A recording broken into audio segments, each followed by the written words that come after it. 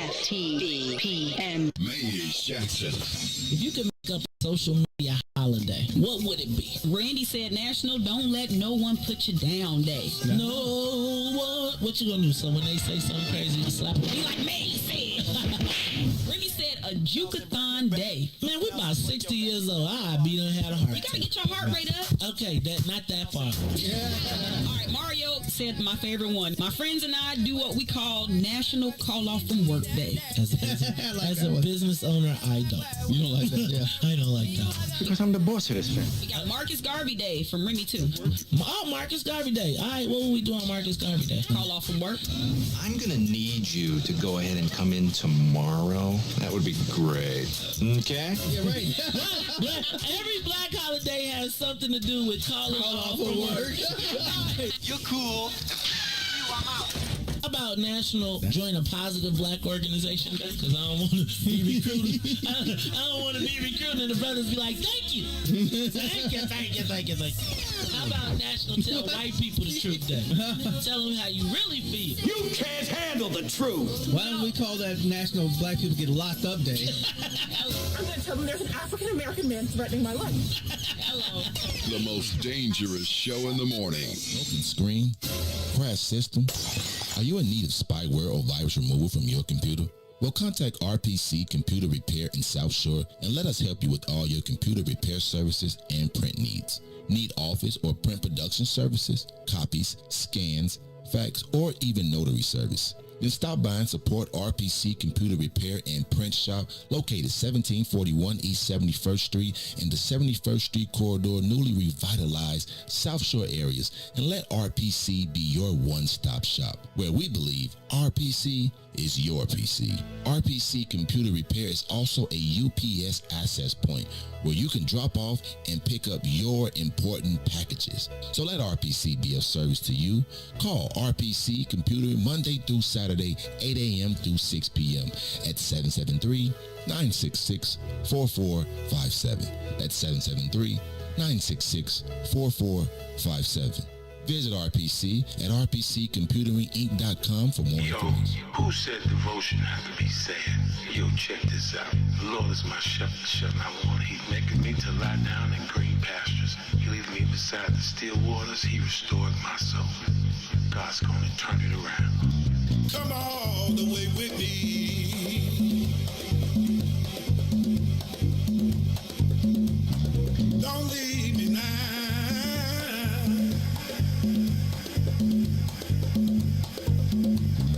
Come all the way with me. Oh, please.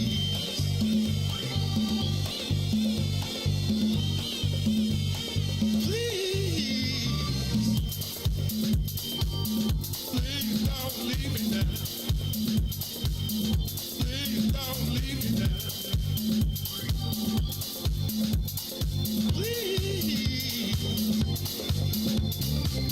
From glory to Gethsemane, Gethsemane to Golgotha, Golgotha to the grave, from the grave back to glory. Glory to Gethsemane, Gethsemane to Golgotha, Golgotha to the grave, from the grave back to glory. Glory to Gethsemane, Gethsemane to Golgotha, Golgotha to the grave, from the grave.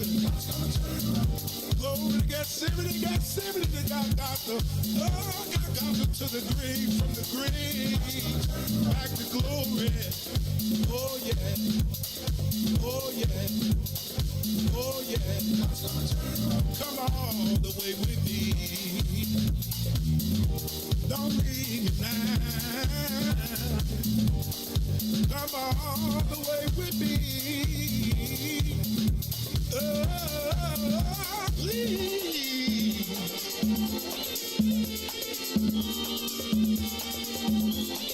God's gonna turn it around.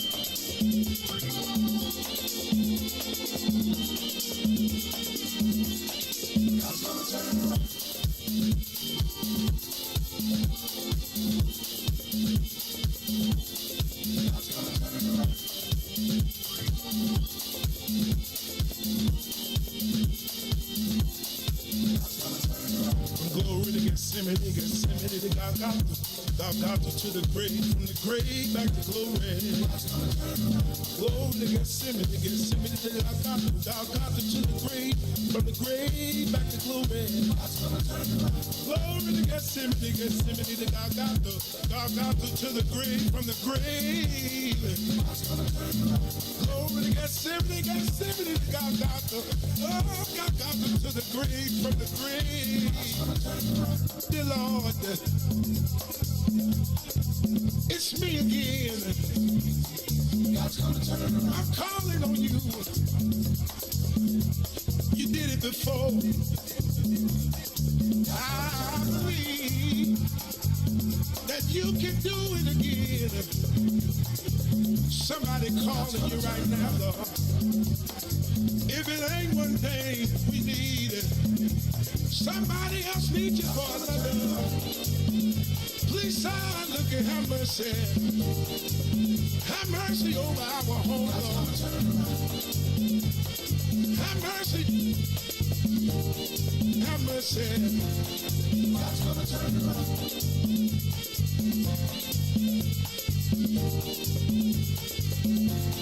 God's gonna turn it around.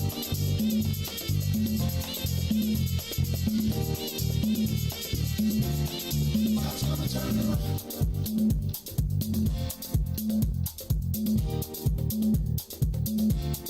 God's gonna turn it around.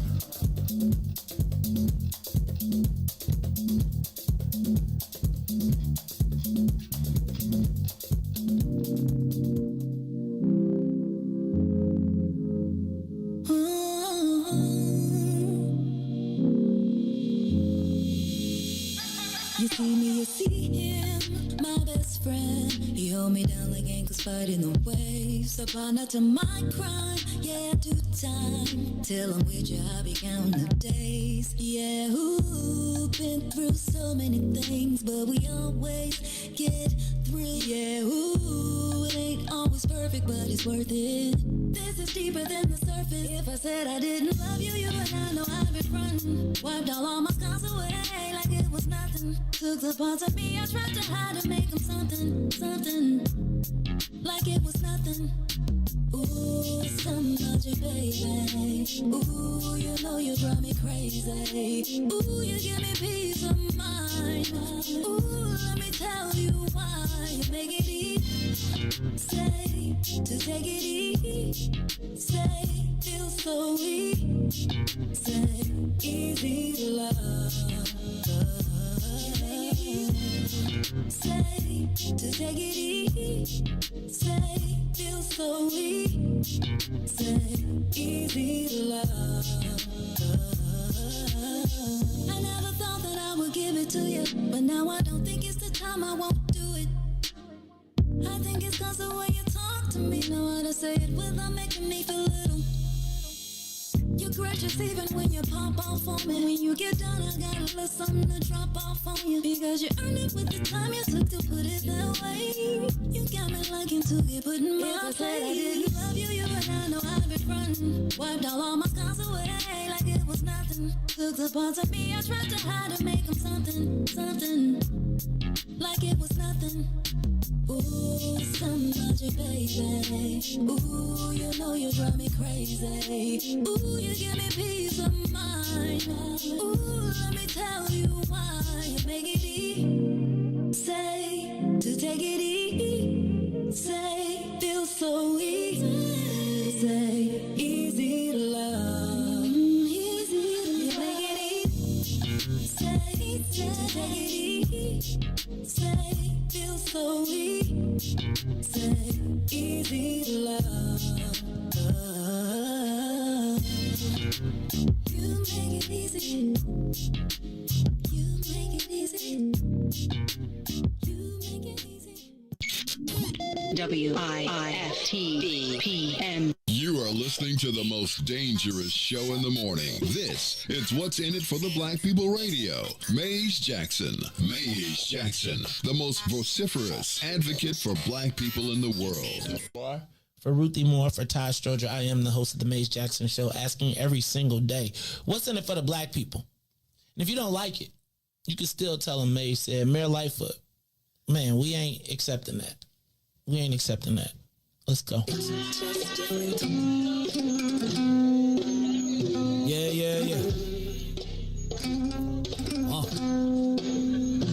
Let's get down to business and go ahead and address the facts. Mayor Lightfoot seems more lesbian than black. Rahm Emanuel's another case. He was just as tired. 50 closed schools left much to be desired. Police had Anjanette naked on that body cam. They suppressed the footage so it couldn't touch a lot of hands. Reminds me of that 16 shots in that cover up. Both of them similar, so I went and dug it up. George Floyd killed, a lot of riots happened in the town. Southside burned and they wouldn't let them bridges down. Grandmother sick, need a prescription and plus a couple groceries. You gon' have to travel just to get it now. COVID-19 out here shutting all the business down. Not enough SBA loans to even give around. So many failed businesses that you can put them in the pile. If you don't survive the pandemic, it's gonna sit you down. We sing, dance, play ball, entertain, and crack jokes. Government infested black neighborhoods with crack smoke. System that milked us so bad, we got lactose. Still trying to find out what's in it for us black folks. We sing, dance, play ball, entertain, and crack jokes. Government infested black neighborhoods with crack smoke. System that milked us so bad, we got lactose. Still trying to find out what's in it for us black folks. Shout out to Willie Wilson, hope one day you get to send it.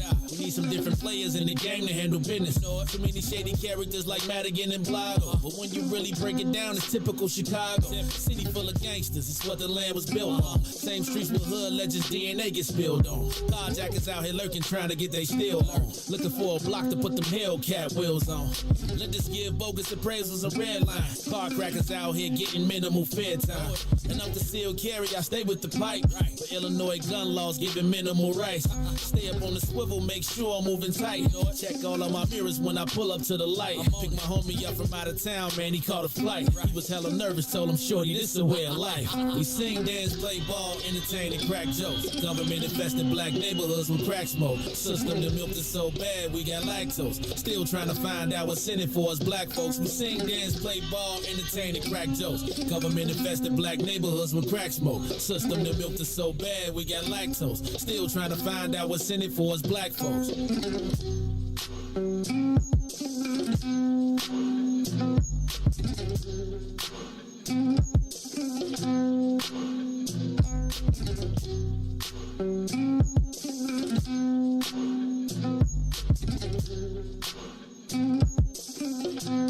Wake up, Chicago!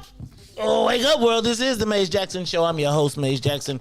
Got my co-host, Ruthie, MF, and more in the building. Good morning. See how she took the air out the plane? She was like, shh. I was about to be like, she was like, shh. Let me take it right now. But actually, I'm going to tell y'all what. This is 3 days in a row. Ruthie has walked in the building, smiled. I'm starting to wonder what happened on that vacation. A week and 3 days. Because remember, last week. Oh, that's right. You know what? A week. Now I'm wondering what happened on that vacation. I got some sun. Oh, okay. Not somebody's son. No denial. You see that though? It was like she just laughed. No denial. Because that's funny. You know what I'm saying? I sometimes I got something in there. I was like, it was funny because I was actually thinking about, I'm about to get out of here, and I was thinking I need to probably take some vitamin D. And now that just all worked together in this whole, like, it did. You know what? Hey, y'all, this is the Maze Jackson Show. We got a little comedy in us. I ain't always got to be, like, super serious. I'm going to tell y'all, if I did, like, a funny show. Wait, a little? I think, actually, me and you are quite hilarious. I do, too. And then Todd comes around and he just blows it all.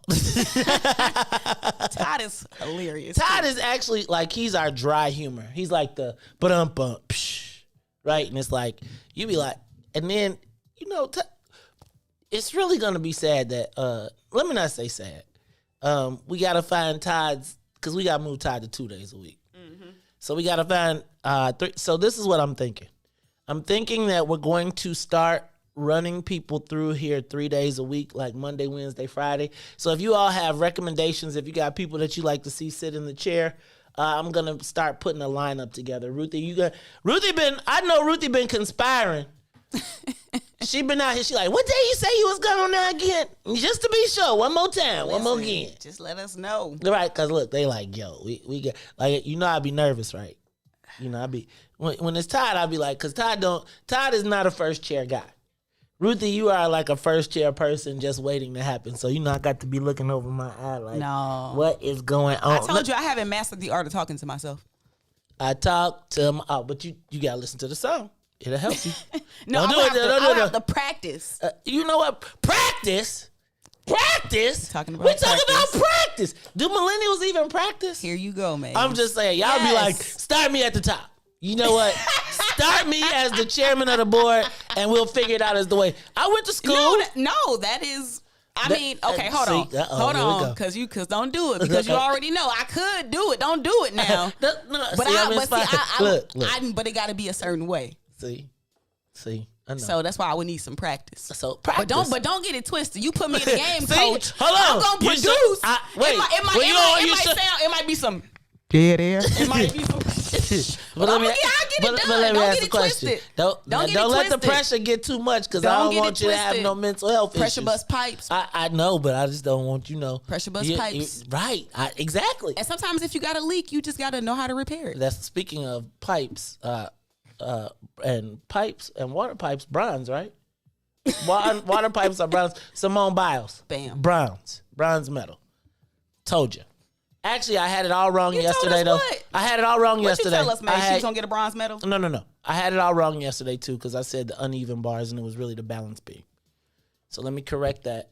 No, I just, did she even have a bronze in her? Like I know she probably like you can keep this. Like not even tripping, but like I'm saying, like she just gonna put it in her case. She gonna put it under her case. She gonna put it in the other case. I think this might be probably the biggest. Like this is like a big thing. That sounds like some millennial stuff to say. I'm just saying it's not the goal. But is a big thing. I am happy that she came back and competed. I feel like they snuck it in though, because I thought I was waiting up in the chair and then I woke up and it was midnight and somebody and the Jamaicans was. They make you watch the whole thing. Hey man, it's hard to watch live TV. Ooh, it's hard. Yeah.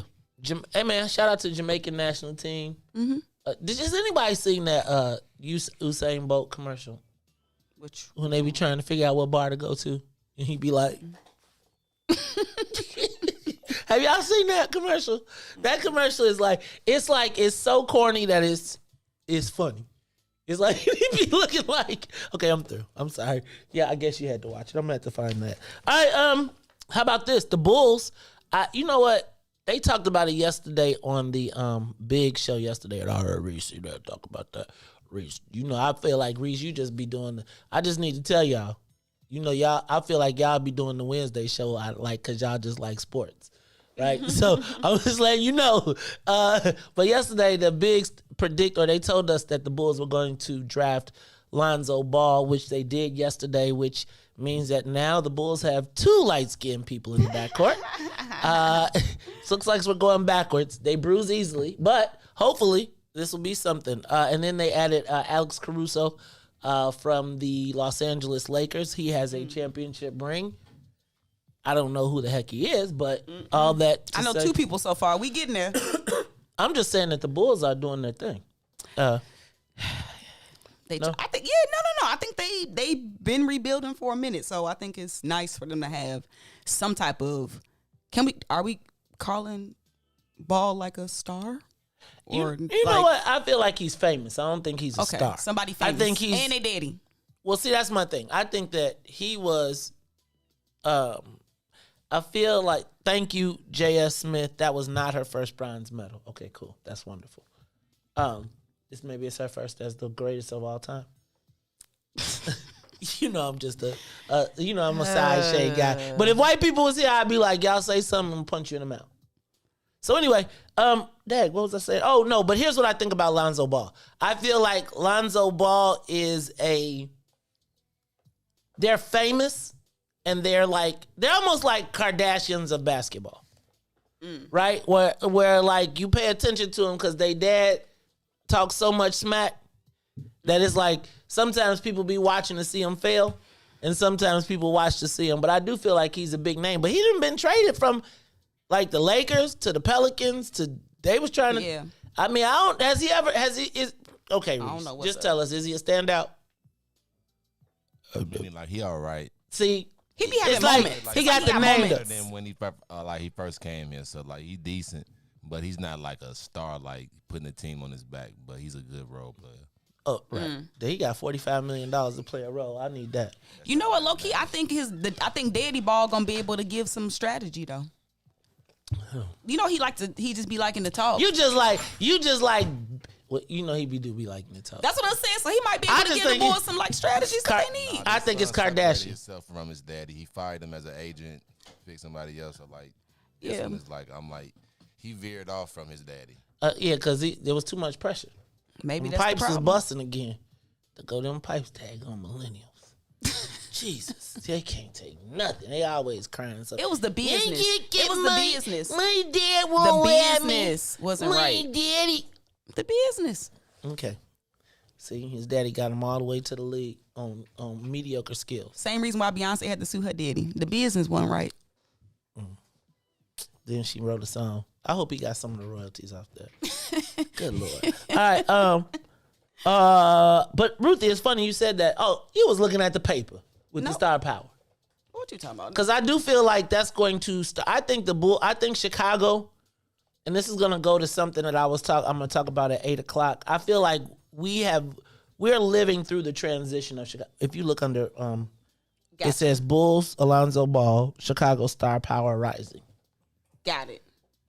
See how we got that? Like, if you didn't read that, then it's just in your. See, Anyway, so I do think that we are living through the transformation. Todd, are you lacing up your shoes? Did you break our headphones? It popped off. It popped. Thank you, Ruthie. Okay. He's the best. No, Maze, you're all right. You know what, Todd? Enough of you. Seems like you feeling kind of frisky. You got your pink shirt on today. This is fuchsia. I knew you was gonna say something crazy like it's fuchsia, but fuchsia is a beautiful color, as pink is. Mm-hmm. And Todd Stroger is in the building. Means that we are all locked and loaded. It means that we got everybody in here. He's having trouble with the headphones. Reese, we got an extra pair back there.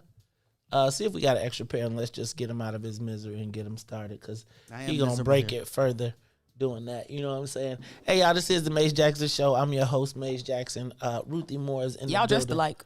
No, we're not. Yes, y'all are. No, we're not. Yes, y'all are. No, we're not. I'm dressed better than him. Todd, DJ, if y'all you gotta text help each Todd, other, because he's technology challenged. It's like it's hard for him to get the round hole. You don't know that. I was taking pictures for the family when he still was in diapers. Right. You still you probably still got the same camera though. You still be looking for like, where is the photo? And if you touch it, it burns you. Where is the photo mat? Remember photo mat? Did you remember after?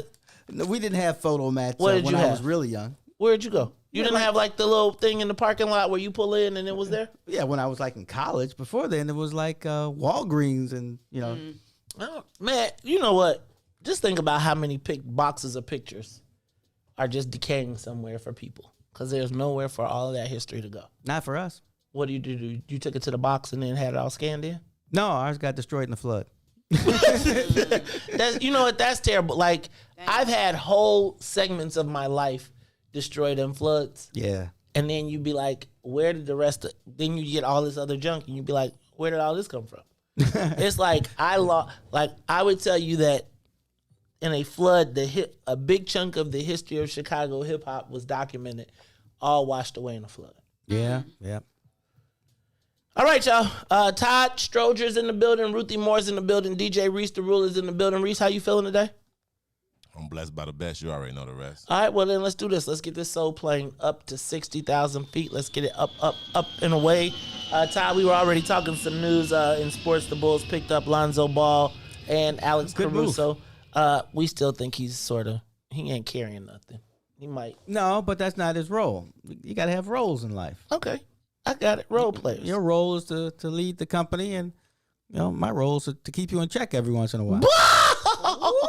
See how black folks, that's the quickest way to get a black person to do something that you want them to do is tell them that you're going to check them.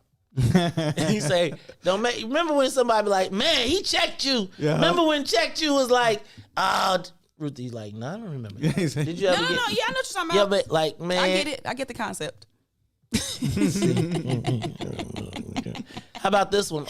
President Obama is having his own super spreader event. No, he not. He got the protocols. So did Lollapalooza, according to Lori Lightfoot. I bet you Obama's better than Lawless. Well, I bet Obama's Lawless group, was the standard, according to the mayor. Go ahead. No, but Obama's group is going to be a bunch of people who were the first in line to get shots, no matter what the rules were. Oh, they went to Loretto. Forgot about that. Yeah, everybody forgot about it. I'll be driving past that mug like, hey, what happened to Dr. He's somewhere probably somewhere starting the daggone dialysis center on us. Probably. All right, how about this one? Did y'all see? Okay, did y'all hear that the mayor? Did anybody else hear when the mayor said it was 90% vaccination rate at Lala? Remember when she was saying that? Mm-hmm. But shoot, 10% of people running around is a lot. Okay, back up though. Mm-hmm. So if you were to hear that, you would think that that was the Chicago Department of what CDC? Public Health. Public Health. You would think that's the CDPH telling us that. You know where she got the information from? Where? Twitter? You laugh. Oh. She got it from Lala's tweet. Oh. Well, I believe them. I would believe them too. I'd say I had a 90% vaccination rate if I was making $100 million a day, literally. Amen. Amen. And all of us are going to hell because of, you know what? We gotta touch on this. Data is powerful. Not as powerful as Twitter, apparently. That's still data. That wasn't no data. It wasn't no measure. People just be. Okay, so all I'm saying is That's funny. We're gonna talk about this because, I think sometimes when people say, like, we gotta really, I want to know when can we really trust what the mayor says? Like, honestly, like maybe only after she's caught can we trust what she says. Technically, the second time. Technically, it'd be technicalities. Like technically. No, technically, no. Do you believe me or do you believe your lying eyes? Right, and that's the mayor is an attorney. Like we all already know what that reason. is. No, but I'm saying you already know what that is. Okay, I got you. For a living, they be saying stuff. That's why Ruthie be like. That's why Ruthie be like, F them contracts. All right, how about this one? Oh wait, I gotta say, Ruthie, did you get an extra shot of chestnut in that thing today? Man, this whole place smells like something. What is that? It's coffee, but you know what? It's like a brown sugar type of licorice coffee. I said that yesterday. I told you it was my coffee. It's either more powerful. No, you play today, like though. it could be my coffee. I said licorice. Now you talk about you got licorice. Because I read the back of it after you said it. I said yesterday. I said it smells like licorice in here. And she looked at me like, licorice.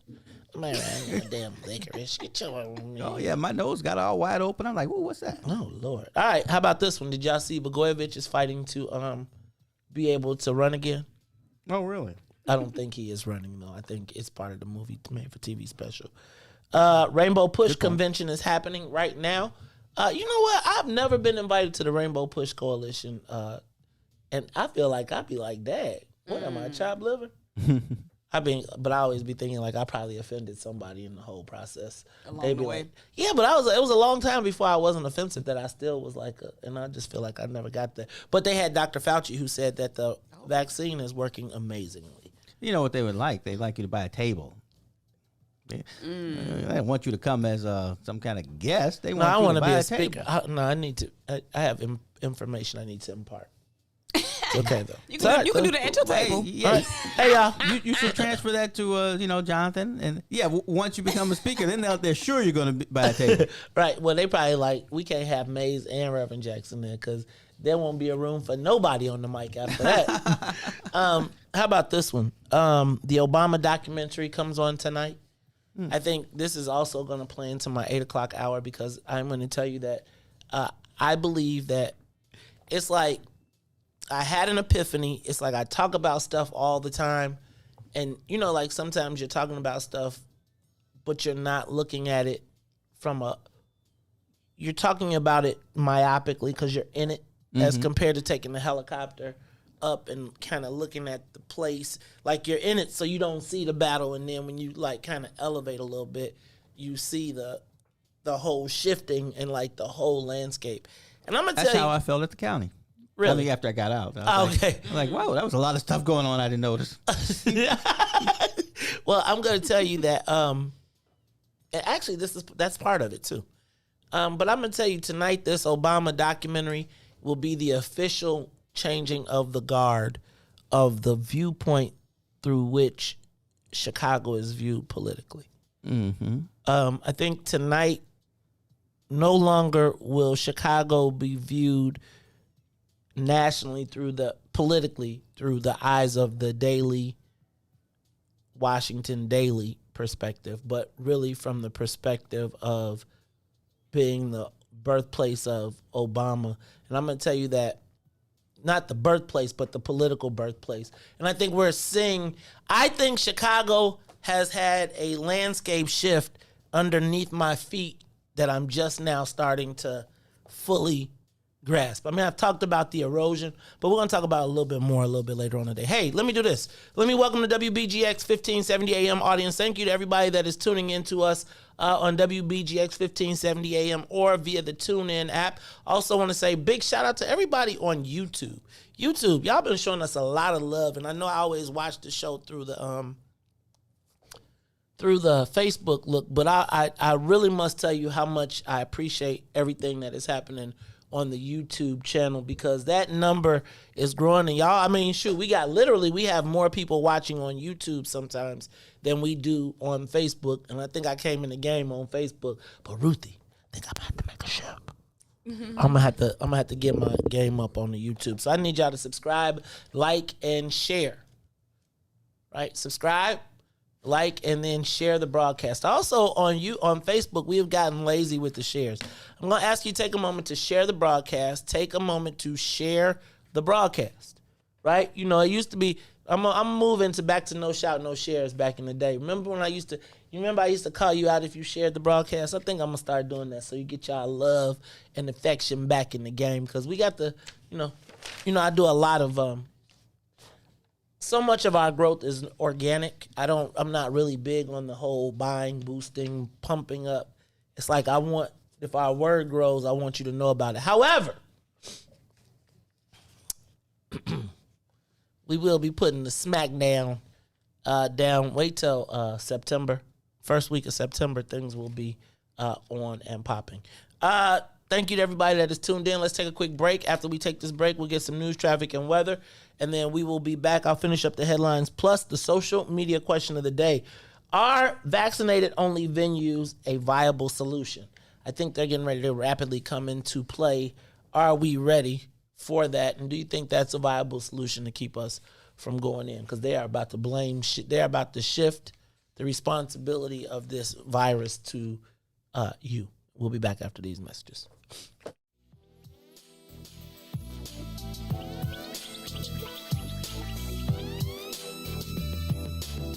The Mays Jackson Show will be back after this break. WIIFTBP.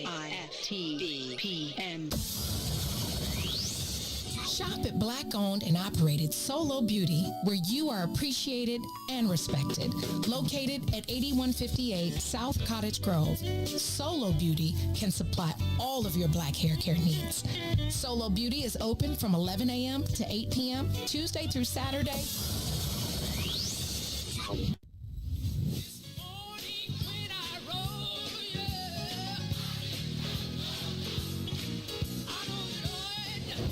Chicago's Power Hour. I'm your host, Angie Mims, and Terrence Keys, TD, a.k.a. Terrence Daniels.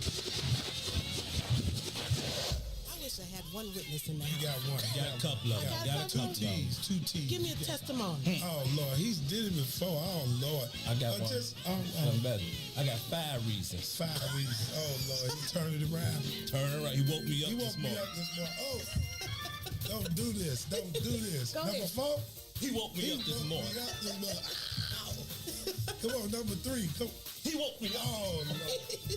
He woke you up. That thing could touch you. One of them 5s will get you. What's the second one? He woke me up this morning. Yes, sir. Yes, Oh my God. And the number one reason. Number one. Final answer. He woke me up this morning.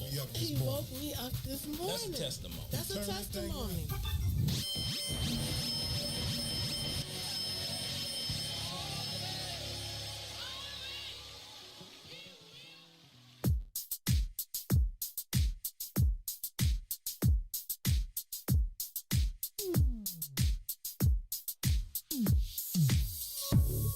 I don't know what you did, but you did it right. Girl, you make it look so easy. Everywhere you go, heads turning left and right. Can't say you a dime, you're a 20 piece. Cause girl, you're the reason I be acting funny. Everything in me telling me don't let you get away. And all the guys looking like they wanna love you. Every day I'm your body, got not over my dead body. Why you gotta look so good? Why you gotta look so good? Why you gotta look so good? With your hair done, nails done, when you put that grown on. Why you gotta look so good? With your hair done, nails done, when you put that grown on, girl. Why you gotta look so good? I can look and see you're not an average chick. You're shutting it down everywhere you go. Girl, I want you as bad as I want a check. Cause you're sexy from head to toe. Girl, you're the reason I be acting funny. Everything in me telling me all that you get away. And all the guys looking like they wanna love you. Every day I'm your body, got not over my dead body. Why you gotta look so good? Why you gotta look so good? Why you gotta look so good? With your hair done, nails done, when you put your grown on.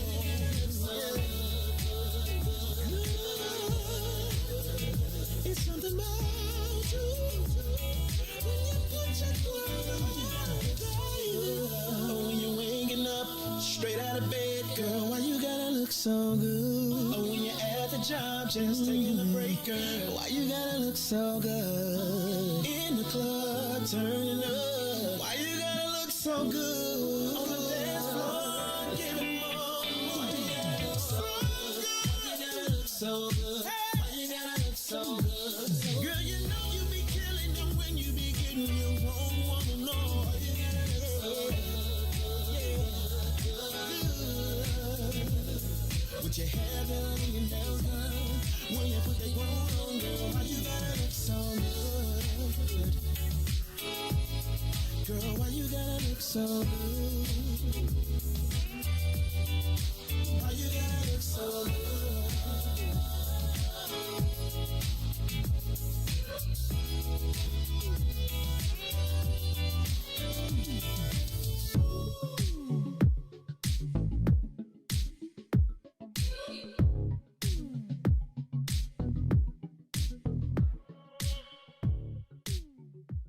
And now, traffic and weather. Good morning. What's in it for the Black People Media family? The time is now 6:40 a.m. and I am Reese the Ruler with your Chicagoland area sports, weather, and traffic update. In sports, Simone Biles closes out her 2020 Olympic Games with the bronze medal on the balance beam. Men's Team USA basketball took on Spain last night. Down 10 early, Kevin Durant scores 29 points to help the team win 95-81 and advance to the semifinals in the Olympics. Now on the traffic in the Kennedy, O'Hare to the Loop will be 23 minutes. Outbound to O'Hare will be 19. On the Eaton, inbound from Deerfield to Exchange will be 30. Exchange to Deerfield will be 28. On the Eisenhower, Thorndale to the Loop, 33 minutes. Back out to Thorndale will be 28. Stevenson from I-355 to the Dan Ryan, 39 minutes. Outbound, 31. Bishop Ford, I-80 to the Dan Ryan, 36 minutes. 29 minutes to I-80. On the Dan Ryan, 20 minutes to the Loop, 15 minutes to 95th. DuSable Lakeshore Drive South, 7 minutes both ways from 55th to Jackson and back. Going northbound, 8 minutes both ways from Randolph to Bryn Mawr and back. Today's weather, it is currently 64 and mostly cloudy. Today, expect a high of 79 and a low of 63. I'm Reese the Ruler. Now back to the Lion's Den on the Mays Jackson Show.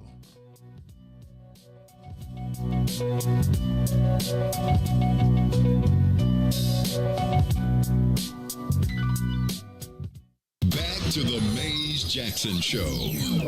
You are listening to the most dangerous show in the morning. This is What's in It for the Black People Radio. Mays Jackson. Mays Jackson, the most vociferous advocate for black people in the world.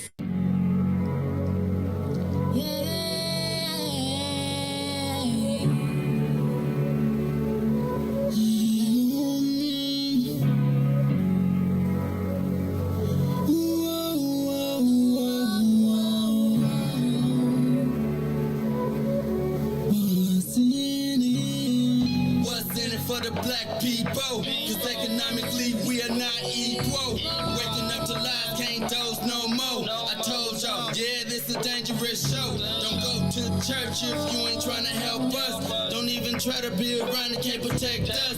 We see the lies now of the politicians. We need money and no symbolism. It's Mays, it's Sonia, and Ruthie, and Todd, explaining how we all come from God, giving us tools to beat the odds. If we're united, our movement gon' stop. If they ain't tryna help us, they ain't tryna do nothing. We gotta do something, we gotta stop running. It's time to confront the problem. Really, you expect your oppressed to solve them.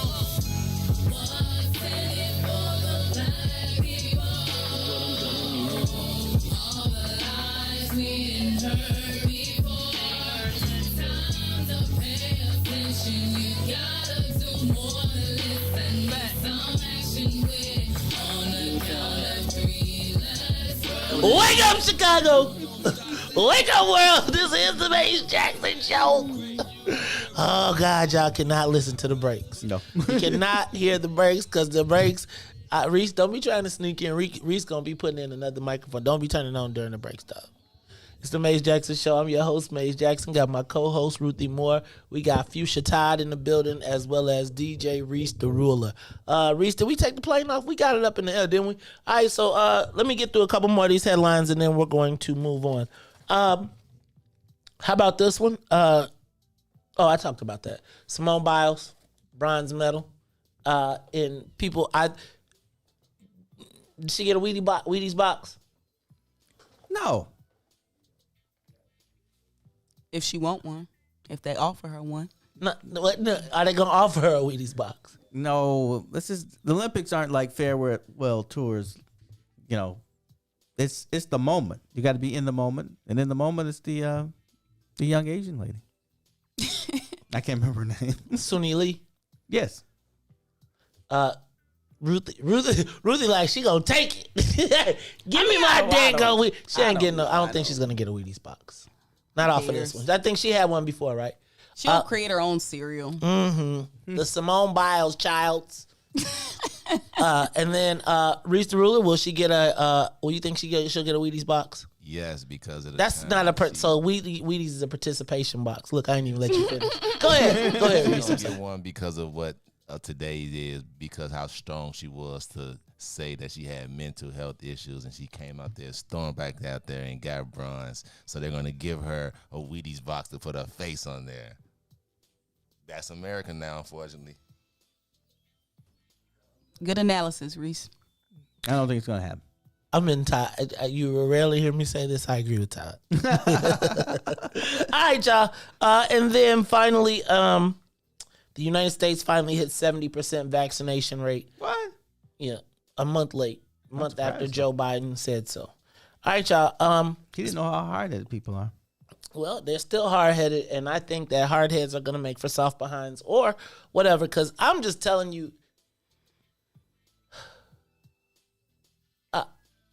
Okay. We're going to talk about it a little bit later, but I'm going to start here. Are vaccinated only venues a viable solution to this problem? Now, before we go down this path, I'm going to tell you that early this year, and I think Ruthie was already talking about it because Ruthie she be like the super sleuth. But after I read it, I was like, wow, this is really something deep. But they were saying that the NFL and large corporations were considering a Vax Pass. Not the card, but literally a digital electronic version of a pass that gave you a code that allowed you to enter venues in and out. Like, so say you buy your ticket, but you had the only way you could buy a ticket, you could buy the ticket, but the only way you could enter is to have a Vax Pass. We're now starting to see restaurants say, and venues saying, vaccinated people only. Because, again, now I don't know how this all works with the variant. And I got to ask Ruthie another question because I do think about this data thing that you talk about. When they say the COVID positivity test rate, it means that you've already feeling some symptoms and you went to go get a test, right? It does, because they're not randomly walking around shooting 10 people so this is what I'm trying to get at. I also think it might have something to do with post-mortem tests too. Like, so you gotta die. I think that also. So has I something to do thought with they it. was trying to do that because you get extra money for that. You get Well, paid about it. it. You can get help with a burial. But they also give you. Oh yeah, well they give you other. I think hospitals and stuff get extra money too though for dealing with COVID. But my question becomes, do you think that that's a viable alternative or a viable solution, variant aside? Do you think? Because we're gonna talk about, because I'm confused about the virus, and the mayor has just further confused me with what happened with Lala, and I'm really trying right now to separate my disdain of the mayor from what is true and false. So I'm a little confused, but I want to go back to, because I'm gonna tell you, when I was out of the country, when you got you had to get in the country, they made you take a test. To get in the resort, you had to prove you had the test that you had within the time you didn't leave. They had an app that said if you went to any place, get a test. And then when it was time to go home, you had to take a test. So I felt like I was in a relatively safe universe, right? Because you couldn't be on or off without testing. Tennille talks about rapid testing becoming a norm. But would you look at vaccinated only venues?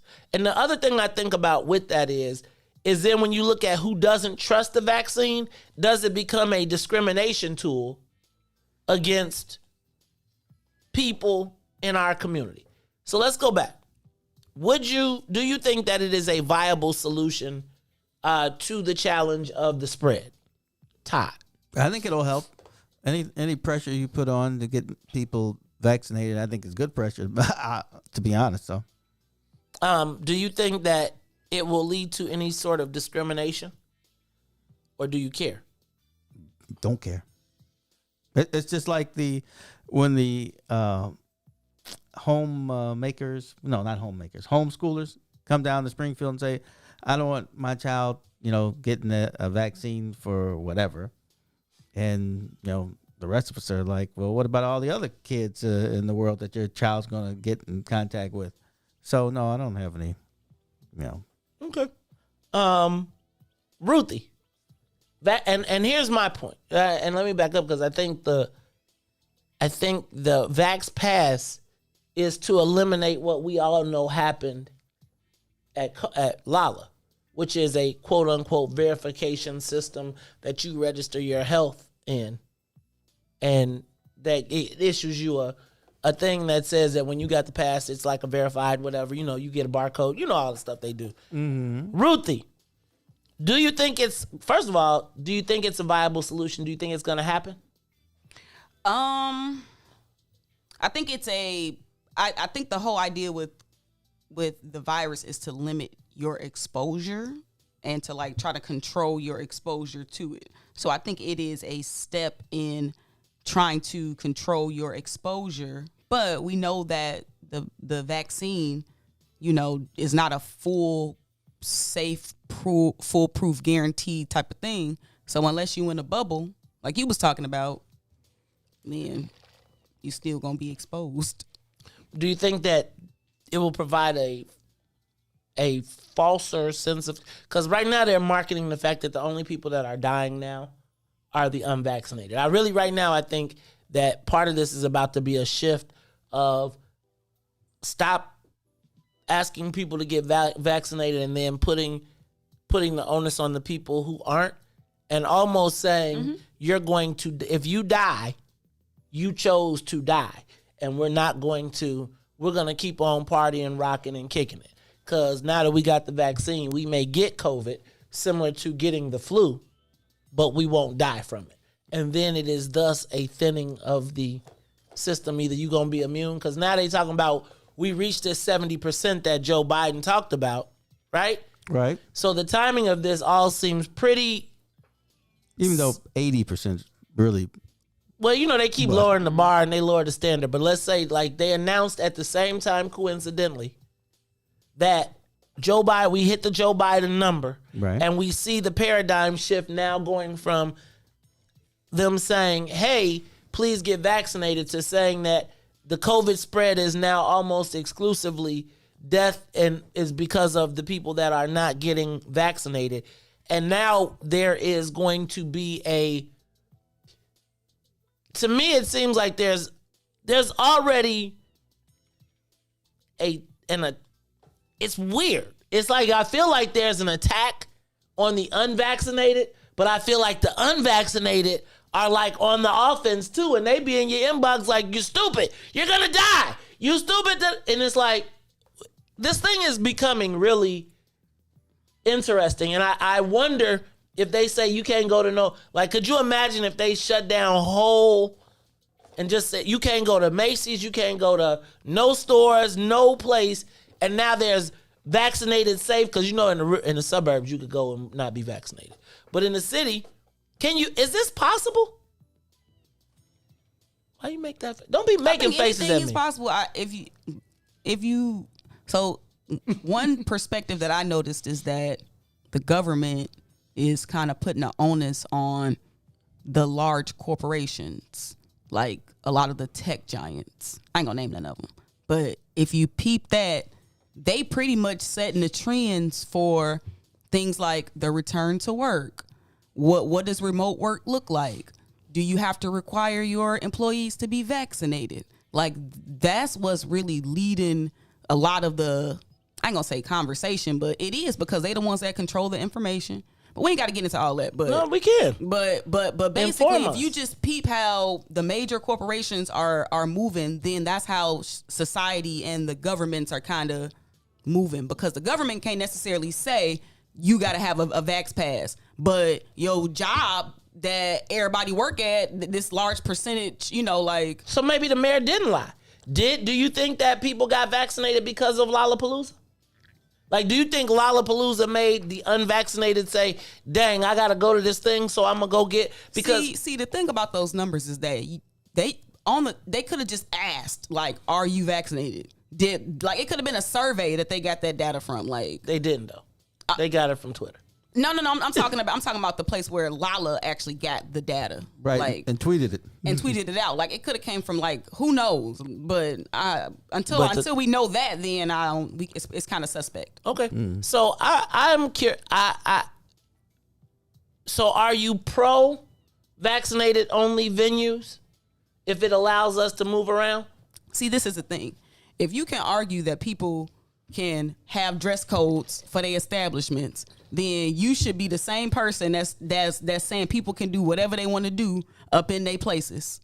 No, wait. If you're No. If I'm arguing for a dress code, then I'm arguing that they should be able to say Vax Pass. That's what I'm saying. I'm saying you on the side of businesses should be able to pretty much, do whatever they wanted to do in their places.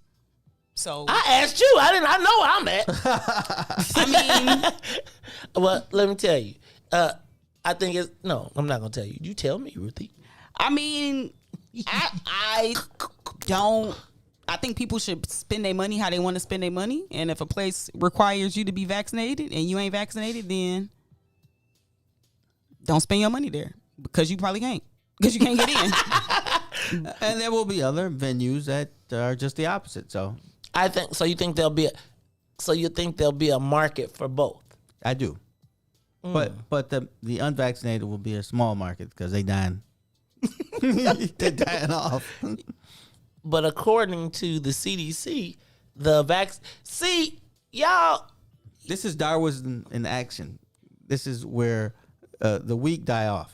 So if you're not smart enough to decide, I don't want to take the chance, man, a good number of you aren't going to make it. That's just the way the world turns.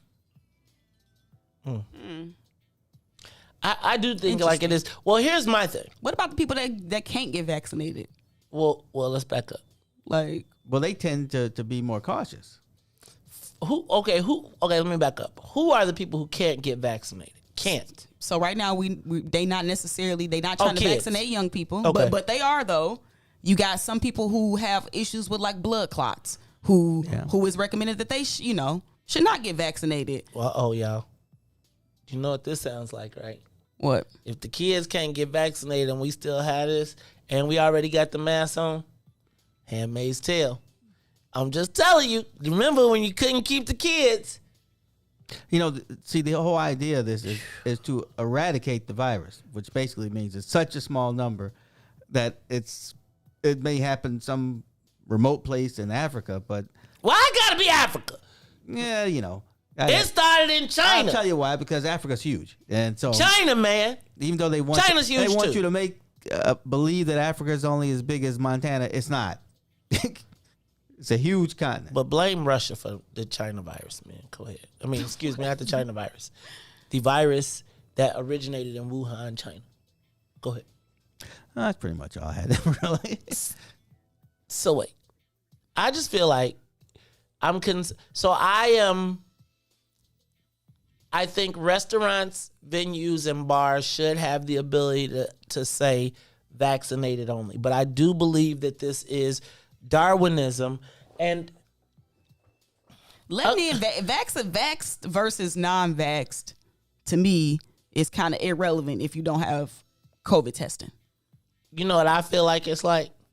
I feel like it's them blankets, y'all. I do. I feel like it's them blankets. I don't. I feel like it's the blankets. I think the Europeans. I should have finished what I was going to say, please, but I didn't think of it until after you asked me. Finish it.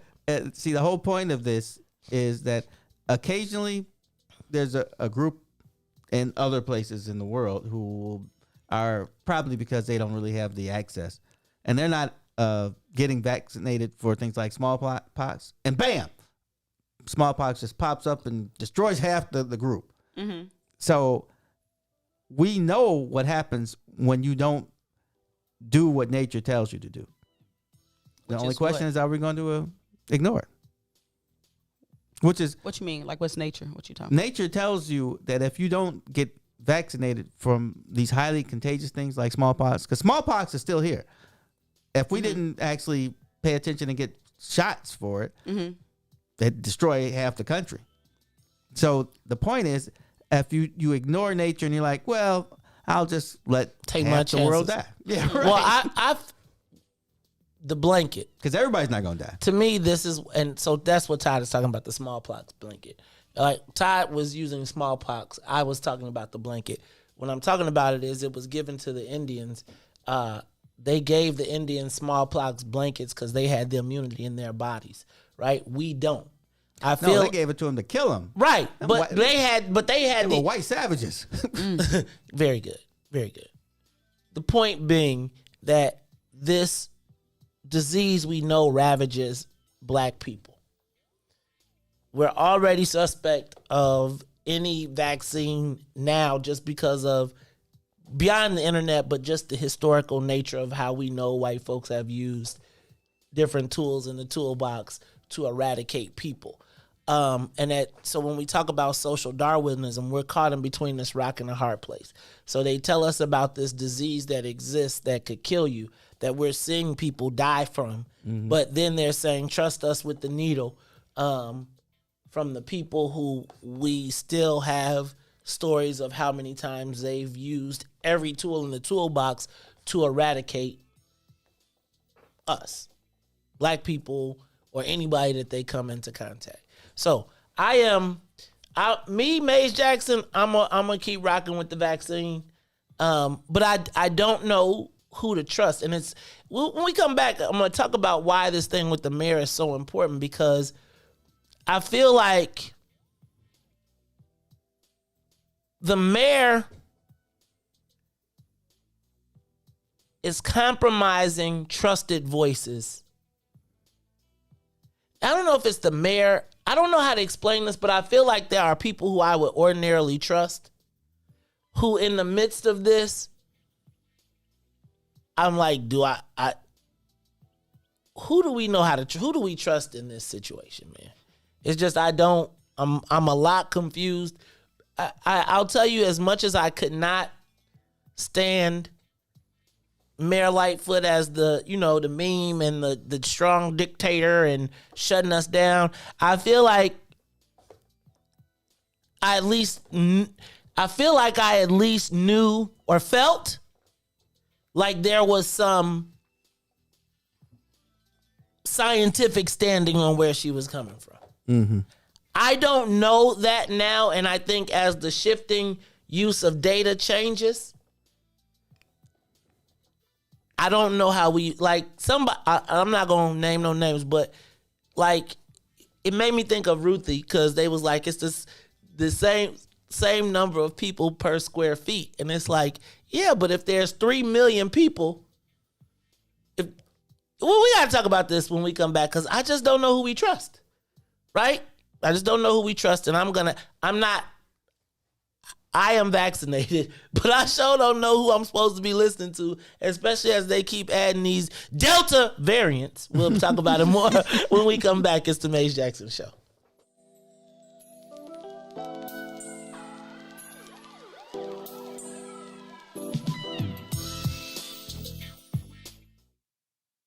The Maze Jackson Show will be back after this break. WIIFTBP. Shop at Black-owned and operated Solo Beauty, where you are appreciated and respected. Located at 8158 South Cottage Grove, Solo Beauty can supply all of your black hair care needs. Solo Beauty is open from 11 a.m. to 8 p.m., Tuesday through Saturday. Introducing your trusted source for high-quality black emojis, better known as Blackmoji. We believe black is beautiful, and that beauty should be reflected in the digital market. Now there is an app that does just that, starting with Black Greek letter organizations. Blackmoji D9 offers more than an emoji app. It is a cultural experience of black excellence. Download the app in the Apple or Google Play Store to access a specially curated catalog of emojis representing the Divine Nine. Use the emojis to celebrate Black Greek events, acknowledge current events, support social causes, and learn about esteemed Black Greek members who blaze the trail of Black history.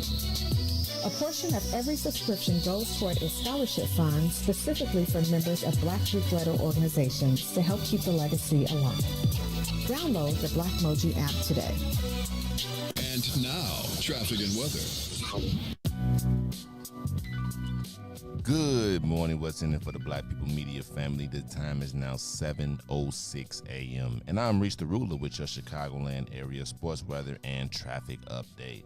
In sports, Simone Biles returns and closes out her 2020 Olympics Games with a bronze medal on the balance beam. While men's Team USA basketball took on Spain last night, down 10 early, Kevin Durant storms as he scores 29 points to help Team USA win 95-81 and advance to the semifinals. Now on the traffic, On the Kennedy, O'Hare to the Loop will be 22 minutes. Outbound to O'Hare will be 17. On the Eden, inbound from Deerfield to the Exchange will be 30. Exchange to Deerfield will be 26. On the Eisenhower, Thorndale to the Loop will be 41.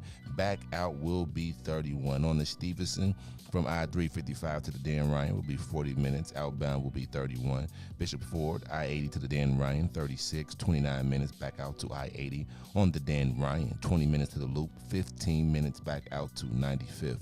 DuSable Lakeshore Drive South, 55th to Jackson will be 8 minutes. Jackson to 55th will be 7. On the north side of things, Randolph to Bryn Mawr will be 8. Bryn Mawr to Randolph will be 9.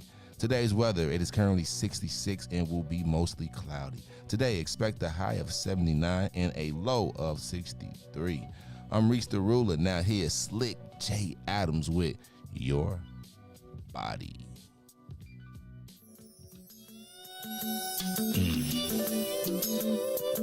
You sure looking good tonight, baby.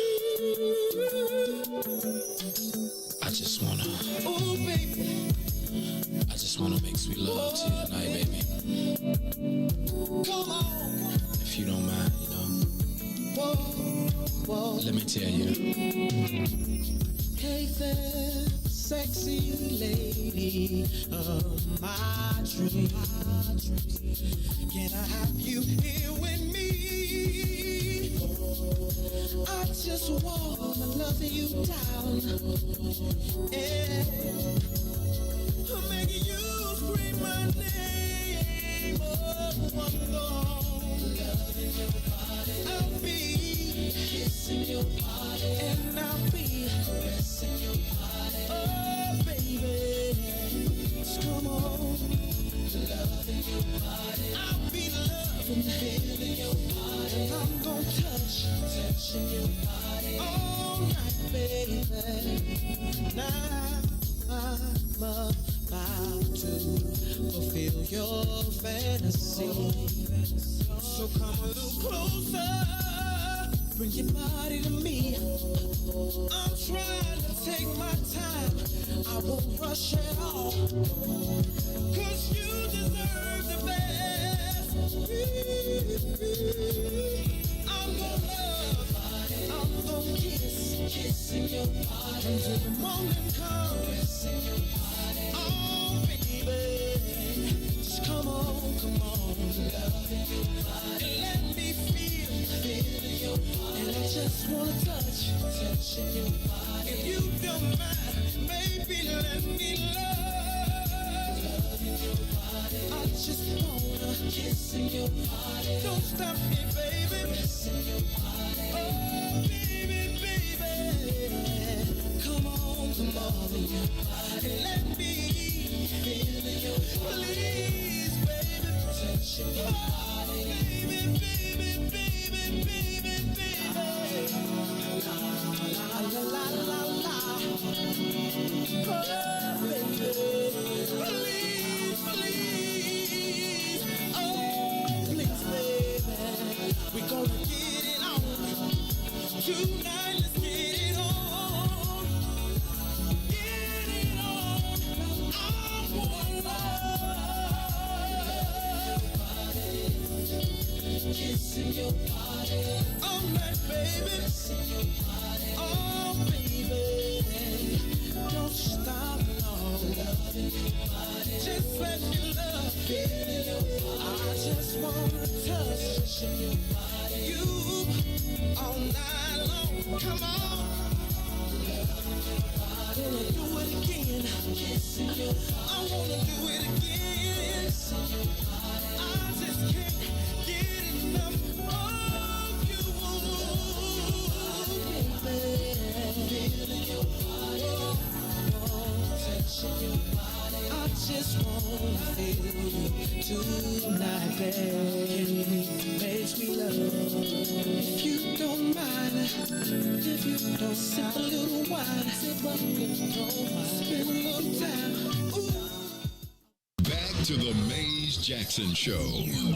You are listening to the most dangerous show in the morning. This is What's in It for the Black People Radio. Maze Jackson. Maze Jackson, the most vociferous advocate for black people in the world.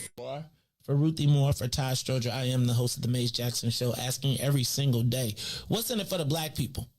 And if you don't like it, you can still tell them Maze said, Mayor Lightfoot, man, we ain't accepting that. We ain't accepting that. Let's go. Yeah. Let's get down to business and go ahead and address the facts, man. Lightfoot seems more lesbian than black. Rahm Emanuel's another case. He was just as tired. 50 closed schools left much to be desired. Police had Anjanette naked on that body cam. They suppressed the footage so it couldn't touch a lot of hands. Reminds me of that 16 shots in that cover-up. Both of them similar, so I went and dug it up. George Floyd killed, a lot of riots happened in the town. Southside burned and they wouldn't let them bridges down. Grandmother sick, need a prescription and plus a couple groceries. You gon' have to travel just to get it now. COVID-19 out here shutting all the business down. Not enough SBA loans to even give around. So many failed businesses that you could put them in the pile. If you don't survive the pandemic, it's gonna sit you down. We sing, dance, play ball, entertain, and crack jokes. Government infested black neighborhoods with crack smoke. System that milked us so bad, we got lactose. Still trying to find out what's in it for us black folks. We sing, dance, play ball, entertain, and crack jokes. Government infested black neighborhoods with crack smoke. System that milked us so bad, we got lactose. Still trying to find out what's in it for us black folks. Shout out to Willie Wilson, hope one day you get to send it. We need some different players in the game to handle business. Too many shady characters like Madigan and Blago. But when you really break it down, it's typical Chicago. City full of gangsters, it's what the land was built on. Same streets with hood legends, DNA get spilled on. Carjackers out here lurking, trying to get they steal on. Looking for a block to put them Hellcat wheels on. Let us give bogus appraisals a red line. Car crackers out here getting minimal fair time. And I'm concealed carry, I stay with the pipe. But Illinois gun laws giving minimal rights. Stay up on the swivel, make sure I'm moving tight. Check all of my mirrors when I pull up to the light. Pick my homie up from out of town, man, he caught a flight. He was hella nervous, told him, shorty, this a way of life. We sing, dance, play ball, entertain, and crack jokes. Government infested black neighborhoods with crack smoke. System that milked us so bad, we got lactose. Still trying to find out what's in it for us black folks. We sing, dance, play ball, entertain, and crack jokes. Government infested black neighborhoods with crack smoke. System that milked us so bad, we got lactose. Still trying to find out what's in it for us black folks.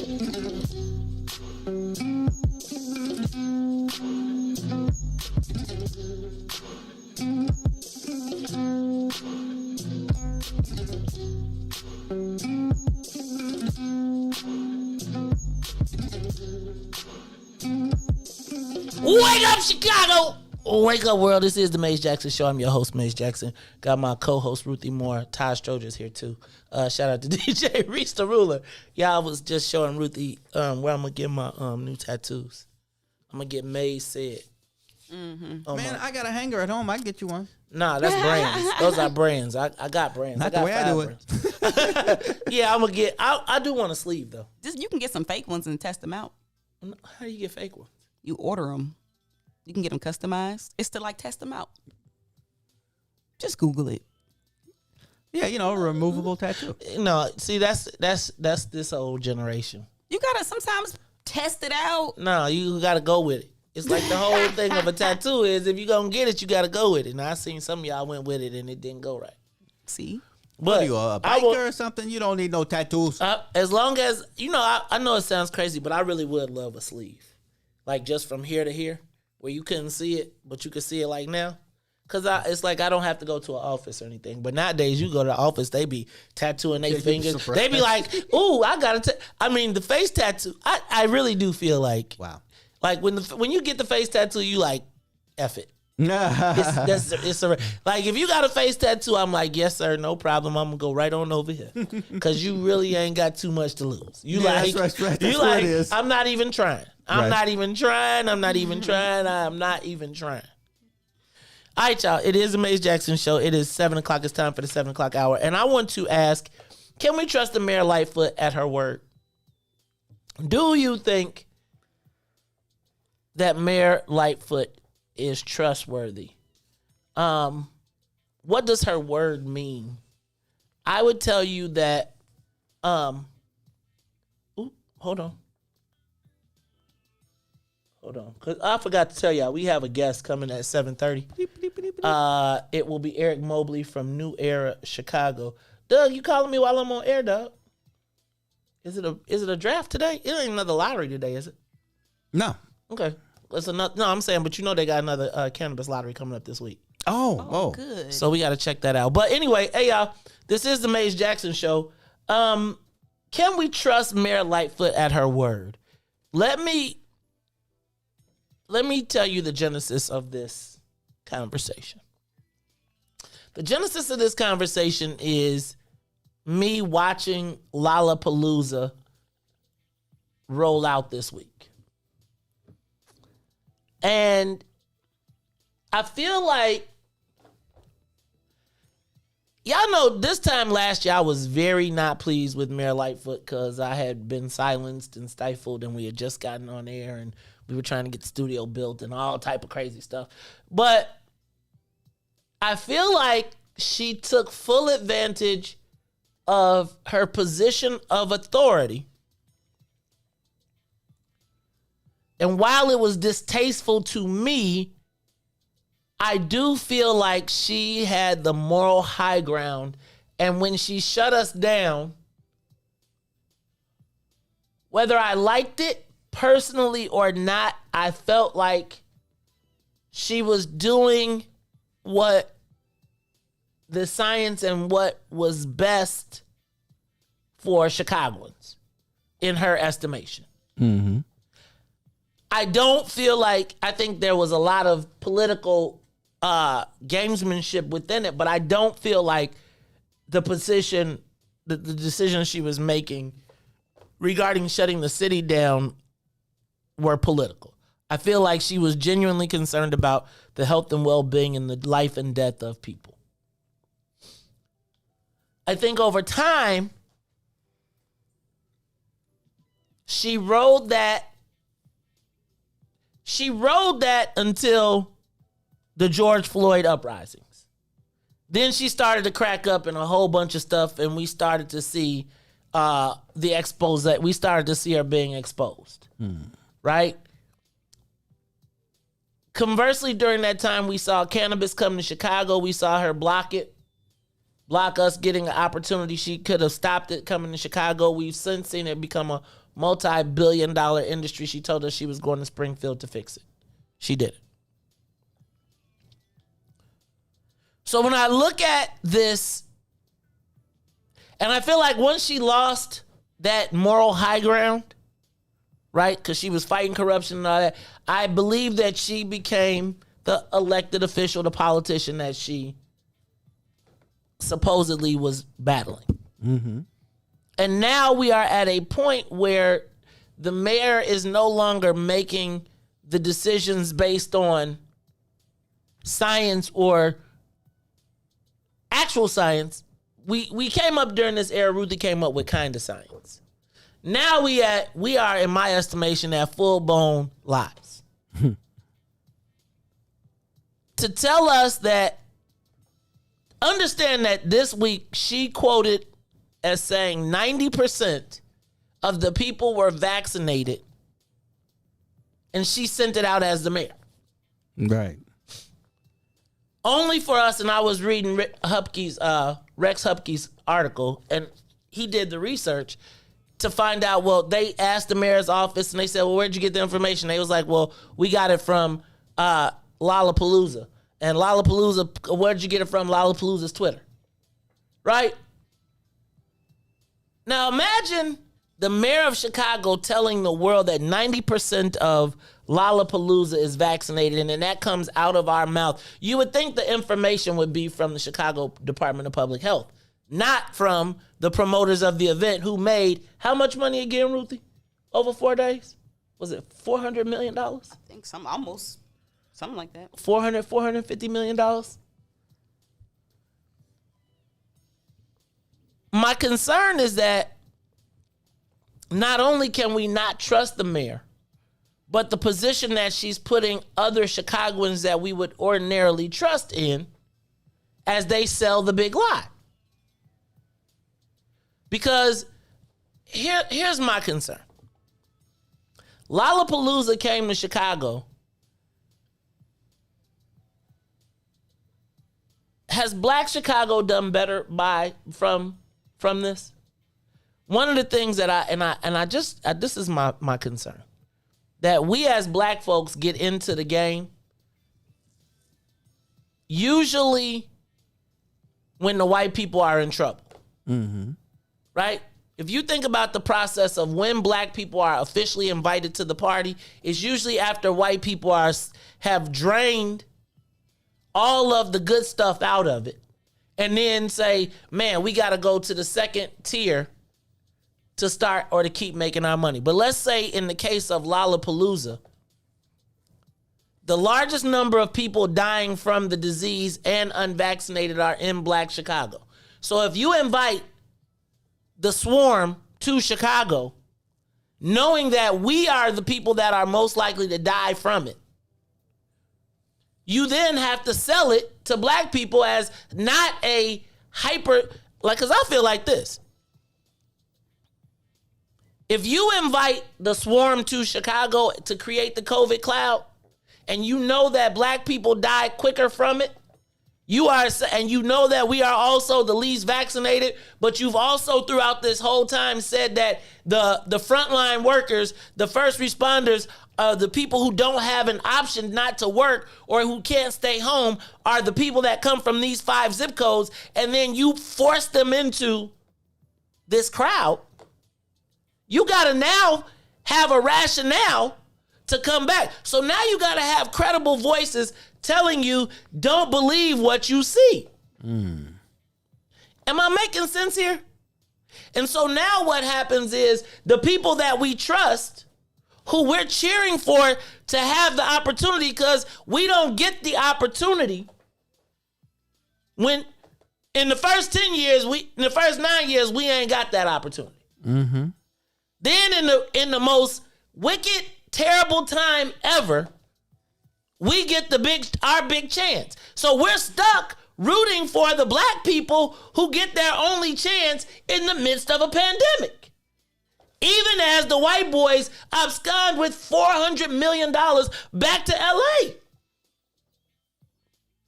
And now you got me confused, and I gotta tell you I'm confused. Because the people that I know and trust are telling me that that was a 90% safe event. And this is the conundrum for Black folks in so many cases. We get to the table when the white folks have drained the blood out of the event, and we are going to suffer the long-term consequences of what happens. While DJ, you probably don't know too much about this. I know Todd don't know about this. But we used to have visiting fraternity brothers that would come to our school. And when they would come to our school, they may have a beef at their school with a rival fraternity. Perhaps that rival fraternity would show up at our school, and then there might be beef between their chapter, or they may have beef with somebody and they just see them and say, we got beef with them. And then we're left with the aftermath because there was some blow up or something that happened. As compared to us being like, hey, yo.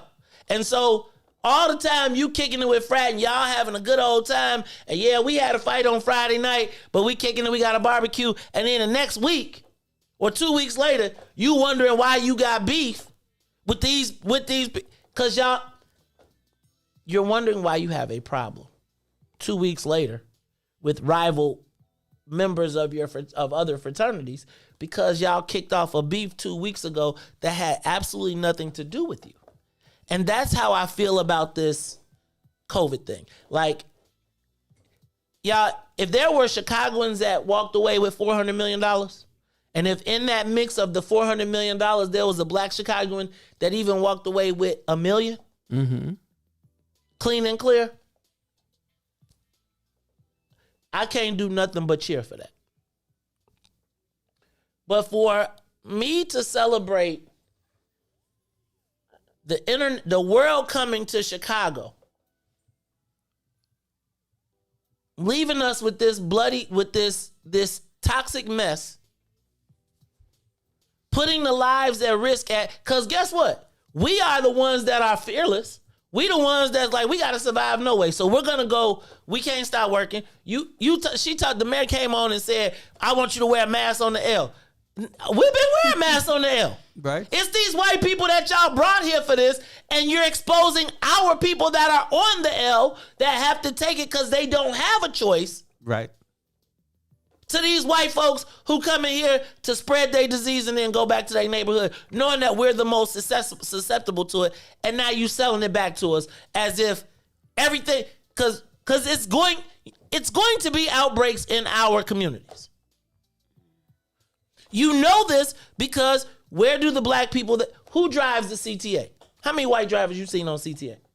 Not a lot. How many white drivers have you seen on the L? How many white drivers have you seen that are moving people around? Who is working on the L platforms? Who is walking the dogs? Who is working in the ticket booths? So where it makes sense to know that you're going to see an explosion in those communities. And that's why you say in that, because those people are the people that got to be dealing with all the people who don't care. Mm-hmm. So you have the press conference now so that you can say those people weren't vaccinated, so it's their fault. No. Because we was wearing masks. They keeping the distance. They doing all the other stuff. Black folks cough. Tennille told me you coughed on the show twice yesterday. She showed it. She was like, you cough. I was like, I can't tell you why I cough, but in the mornings before anyway, my point being, so many times we as black folks are forced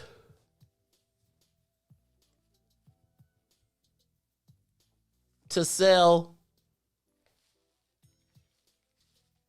the story to our people to be able to come up. And it's like, I root for all of us to come up. I did see the party at Hayes Park. I did, right? And I feel like there was unmasked people and unvaccinated people. I still got to tell you, 3,000 people. I saw the post that said 3,000 people. Y'all, we got to be clear that 3,000 times 3,000 is not the same as 150,000. Yeah, okay. Can we all agree that there is different math between 180,000 people gathering, right? And if 10% of those, that's 300 people. Okay? If 180,000 people gather and it's 10%, that's 18,000. Okay? Not tripping. It's the issue becomes, y'all, the voices become compromised when we just got to be careful about managing our voices. Because I am going to tell you that it is often the choice for black people, bad or worse. It's like you can't just get the opportunity. It's got to be a crisis that exists that creates the opportunity, right? And then we wind up having to defend the people that for 10 years have excluded us. Mm. I want black people to do well. I don't want anyone to burn up their lifelong reputation over someone that isn't concerned about theirs.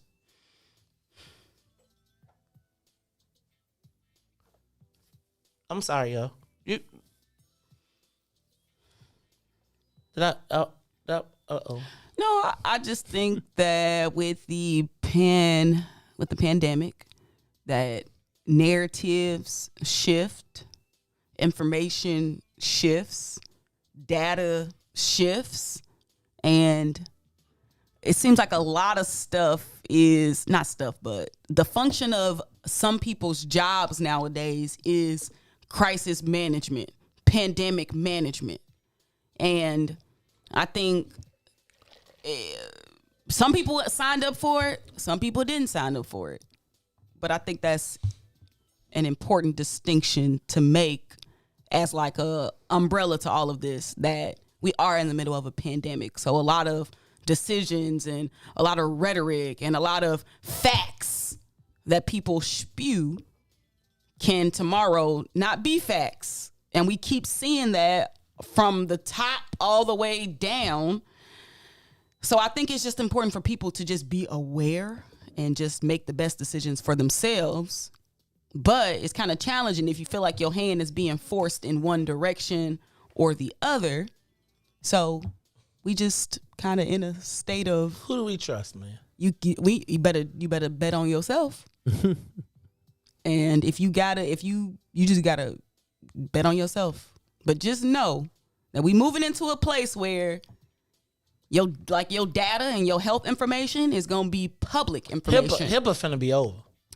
And so I would just, can you imagine if when HIV was out, they would be like, you had to have an HIV pass to go somewhere? Well, Yeah. I mean, it's just kind of one of those things that people just need to be aware and start protecting your data as best as you can. But it's over with, honestly. It's really over with in terms of like certain levels of privacy. So, Well, look, really know what the best thing people probably could do is. What is it, Ruthie? Is to find out what exists in your medical records and pull them yourself. And that way you can sort of figure out what databases already kind of have my information. Have they had any breaches? Because some of them have. Where have those breaches gone?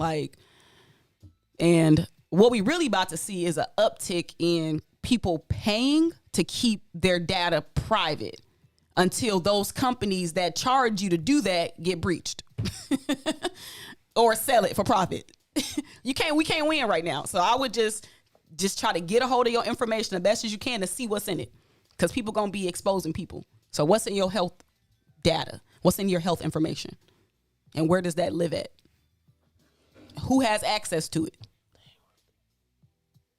And turn off the things on your. This is the last thing. Do this one. This the one for last real. thing, because Ruthie saved my life the other day. Go ahead. If you got a, I don't know if it's on Androids, but if you got a, don't nobody care about what's on the Android. Go okay, ahead. yeah. But if you got an iPhone, you have to turn off your health sharing information. Yes. So if you got like other products like Apple Watches, or you got other phones connected to your network, your health information is on there, and so you literally got to. It's not even as. It was kind of difficult, Maze. It took us a minute to find it. It's not where it should be. They be hiding it. They be like, Todd, how to turn it off. They be like, Todd got hemorrhoids. Like it'd be like if you walk past the preparation. I'm not part of your crazy network. I've got an Android. You got just turn it off. Because I was gonna say when you walk past the preparation H aisle, it'll be like Todd. Sorry, sir. I'm a compound W, sir. Compound W. What? I don't know what you need. Compound W. It's like preparation H. Same thing. Oh, okay. All right, y'all. This is the Mace Jackson Show. Look, we're supposed to be talking to New Era Chicago. I'm looking for Eric Mobley to join us in this conversation. If not, I'm going to open up the phone lines and we're going to have us some more conversation. Y'all, can we trust the mayor? Reese, you trust the mayor? I had it over my house. You had it over my house. What? Let's Reese. I had it over my house the other day. Doing what? If it was a Wednesday, ain't no telling. But no. Please, no. Yeah, right now. After what you played yesterday, it really, I was like, you know what? You're a liar. She is, as the Native Americans would say, she speaks with forked tongue. It is the May. Am I making that up? We're going to talk about it when we come back. It's the May Jackson Show.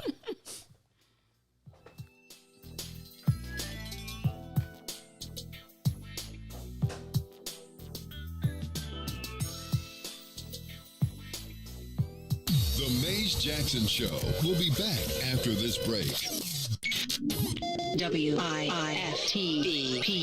Broken screen, crash system. Are you in need of spyware or virus removal from your computer?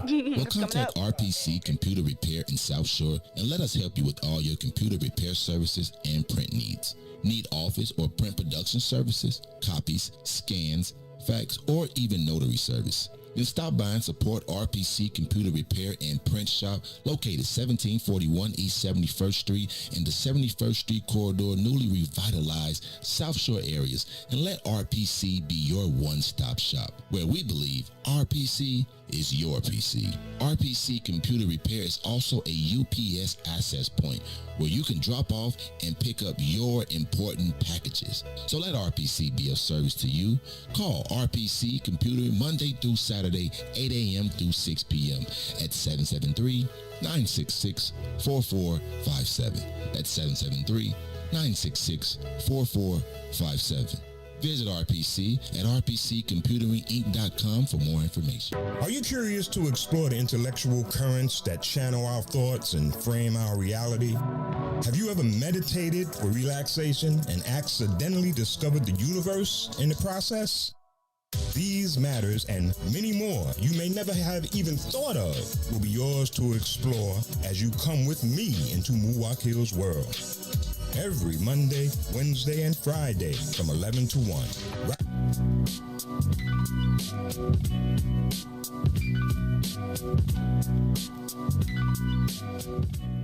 Good morning. What's in it for the Black People Media family? The time is now 7:38 a.m. and I'm Reese the Ruler with your Chicagoland area sports weather and traffic update.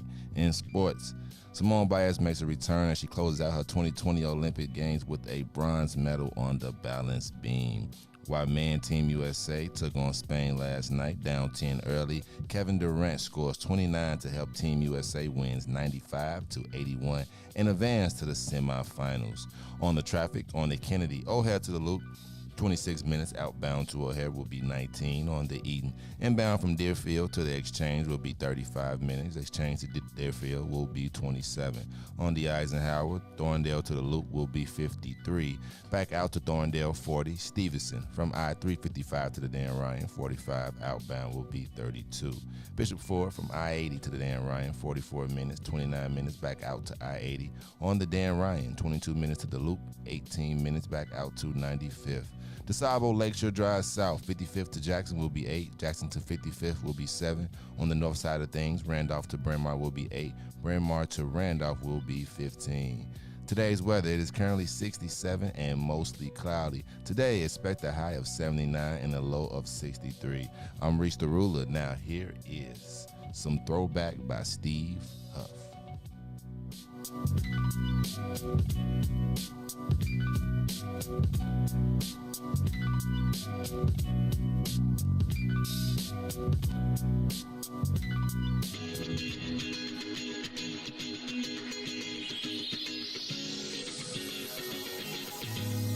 Steve Stanton.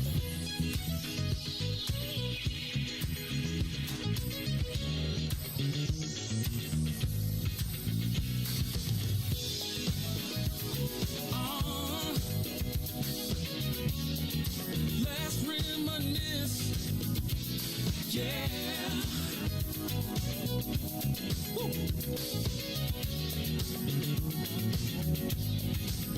See, I remember the first day we met, a Thursday night at the club I'll never forget. Do you remember the words that I said? One night in my bed you'll never regret.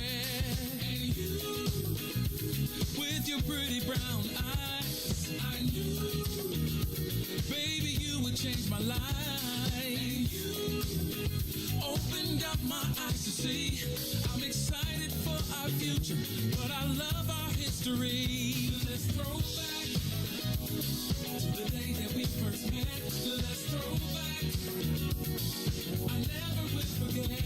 Let's throw back to when we fell in love. Let's throw back, babe. I wanna throw back, babe. Is it just me? Don't you miss those nights sexing on the beach, playing Isley Brothers in between the sheets? And Now we're taking flights from London to Belize. And we're popping bottles, endless shopping sprees. Still sexy as can be. I knew you're still the only one for me. Yeah. I'm feeling lucky as can be. I'm excited for our future, but I love our history. Yeah. To the day that we first met, let's throw back. I really wanna know. Let's throw back. Let's go back. Let's throw back. Let's go. I wanna go. Oh, come on now. We were making love to the first time we let's reminisce of the whip. Oh, making love. Come on now. Let's throw back. Oh, all I wanna do is throw it back. That's all I wanna do. Come on now. Let's throw back, babe. I wanna throw back, babe. Let's throw back, everybody. Let's throw back. If you love somebody, let's throw back. Talk about the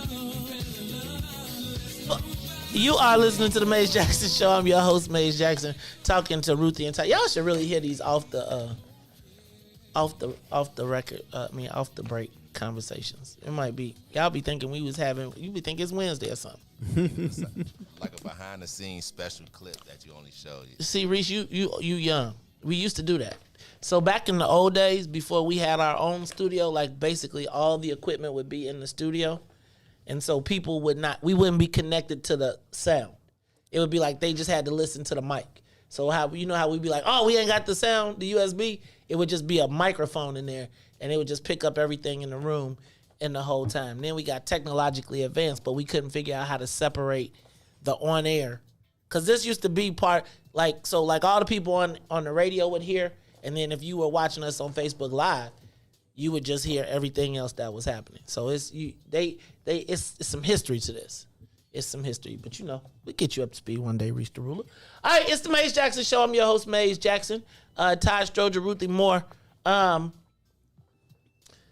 So yesterday, I'm gonna tell y'all, I posted this post, and then I got a response because I was looking at the thing. So yesterday, I posted, honestly, I'm not sure who or what to believe regarding Corona and the variants. Regardless of the political ramifications and knowing we haven't reached herd immunity, it seems like we're on our own with this thing. Lollapalooza just confirmed that science is out the political window. I just saw this comment where somebody said, didn't Lolla require proof of vaccination and negative test to attend? Your grocery store requires none of that, and you literally put your hands on fresh foods that others may eat over and over again. No, people don't eat the fresh fruit in the grocery store over and over again. What they do is they pick it up, they sort through it, and then as soon as I get to the house, even before COVID, we wash it off. I feel like I got trust issues. And I feel like the more they do things like Lolla, they make the young people who... It's almost like... So I saw somebody... Tennille just mentioned the Greek weekend. Like over at Hayes Park. Shout out to the Men of Phi Beta Sigma. And... Because they put it down. That was the... I think it was OAS, Omicron Alpha Sigma. But anyway... I feel like the Lollapalooza just makes those events justifiable. If that makes sense. Like if you got 3,000 people at a venue and you just saw somebody do 180,000, you don't think you're going to be like, I'm good. No? Yes? Yes, no. In theory. Leave it to Ruthie. I mean, anything goes at this point. All right, so that's all I'm saying. So all I'm going to do, so I think the best thing we could do now is just agree to mask up everywhere, wash your hands, social distance where you can, and no Lollapalooza. Do you think the rest of the summertime Shy events will continue on? I do. That's a good one. I think they are. I think that I let me ask this. Do you think Only the governor could probably stop him. Why you say only the governor could stop him? You don't think he could say, well, we made a different rule. Things are getting bad, so we're in stage 2 or whatever. Hey, Miss Camille, how you doing today? I don't think that the governor is going to shut down or require masks because I think he's got an election coming up. And I think that if he locks them down, the white folks are gonna go bananas everywhere else. I think black folks are still locked in on the mask and will stay. Are you masking up inside everywhere you go now? I never stopped. I don't think I ever stopped. Did you stop? I Ruthie? never stopped. It depends on where I'm at. I know. Ruthie be wearing a mask in on us. She'd be like, It really depends on where I'm at. I mean, who knows? Got it. All right. Who really knows? I mean, if I'm sitting at a restaurant table, then I'm taking my mask off because it's just, I'm not sitting with just anybody. Okay. I mean, it's just, I don't know. Some of it's just absurd. I called it theater yesterday. It's really just theater. What sense does it make if you to only be able to take your mask off to eat or drink? It's like, okay. Like, it's just theater. Well, they did a lot of studying and they say the virus, after 6.5, you be siding with them. After 6 feet, it dies. It's like, I can't make it that far. Then they just told us it was 20 feet. Okay, so this is the problem. Because they be talking about I got all of the stuff that they said that scared us into the house. And I'm just saying. And the last thing I got to ask. And because the COVID positivity rate is only really on tested people, right? Because if you don't have symptoms, you're not going to get a test. So it makes sense that you're right. The positivity rate is only because you went to get a test. So anybody who hasn't gotten a test can't be part of the positivity rate. Yeah, these numbers are very concerning. Ruthie is like, I told you, I've been telling y'all. I've been telling you about this data. This is what it's all about. Data manipulation. Data manipulation. Whew, okay, cool. I'm gonna gotta move have on. some kind of data, though. I mean, hey. I mean, you know what? To me, the best measurement is that hospital occupancy rate. And people don't really talk. I've been hearing it. I only hear about it when people talking about that it's very high or that they're getting over capacity. But that's really what you got to pay attention to, that occupancy rate of the hospitals. Well, that's because it's better now. No, I thought it was worse. I thought they were saying like, no, it's Austin. not. See how y'all hear different things? No, I don't hear different things. I mean, I literally talked to the hospital president of our hospital. We just had a meeting. It's much better. It's nothing like. No, but if you look in the news across the country, some hospitals are. Man, I ain't going to Florida or Texas. I ain't crazy. No, but you got to pay attention to that. Just like you got to pay attention to what's going on across the globe to see. Okay, that's about to come to America in about 2-3 more weeks. We're gonna be here, but also you got to pay attention to those hospital occupancy rates because. If, say, for example, if Indiana got a high occupancy rate, then Illinois might be next. So I think that's a better measurement because since all the construction workers and the police officers live in Indiana, and because that's where you got to go to save a little bit of money. You're right. That's true. No, but for real though, that's the number. If you got to pay attention to any numbers, look at that one. Hospital occupancy rate. So as long as you get a bed or a room, as long as you can get a bed and some oxygen or a respirator. Got it. Let me ask y'all a question. This is way off the subject. Did y'all see yesterday that they canceled the moratorium on evictions? Yep. Yeah. Can I ask a question? You ever not been able to pay your rent? Ever not been able to pay a bill? And no, I've always been middle class, thank the Lord. Thank you. Have you ever not been able to pay your rent? And how did you deal with it? It's interesting. And I'm thinking about this. I'm switching up a little bit because I was thinking about this moratorium and I was thinking about like, what do you do if you like can't pay your rent? I think about not being able to pay not be able to pay rent for a month. Mm-hmm. But imagine if during this pandemic you fell behind and you haven't paid your month rent for a year. Mm-hmm. What is your solution? How do you deal with this? What can you do to pay your rent? What have you had to do to pay your rent? Reese, I don't even want to know what you had to do. Say that for the Weeko Wednesday conversation. But no, I was just thinking about what are your options in the event that you can't pay your rent? So, Todd, you've never not been able to pay your rent ever? No, never. Like, you always pay it on time, too? Yeah. Like, first of the month? Like, you never not... Have you ever not had the money and not pay a bill? A bill? Yeah. Oh, God, yeah. But that's because I had to make choices. Do I keep my kid in private school or do I pay all my bills? I mean, if I took him out of private school, I wouldn't worry. Wow. So that's interesting. I was going to say, when did you get to the point? But you always, so now let me ask a question. Is that you independently or is that with aid and assist from your parents? Oh, with aid, with aid and assist from my parents. I'm saying not college, out of college. Yeah. So like, were even you with aid and assist from my parents, the last 8 years was kind of rough. Well, maybe not the last 8 years, but go back a year and then say 8. Yeah, it was still rough. But you could always pay your rent and stuff on time, and you could pay your. Also, you have to prioritize. And if there's one thing I didn't want to mess with, it was paying the mortgage. I was like, we gonna have a house. What sacrifices are you willing to make in the process to pay your rent in that process? Like Todd, like what measures have you taken to cost save or to get back to or to raise the rent money? Let me go to, because I feel like I have. I've been late. Shoot, I've been late on rent. Let me stop.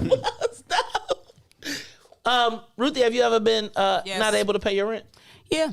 And you just got to prioritize. But I mean, I prioritize somewhere to live.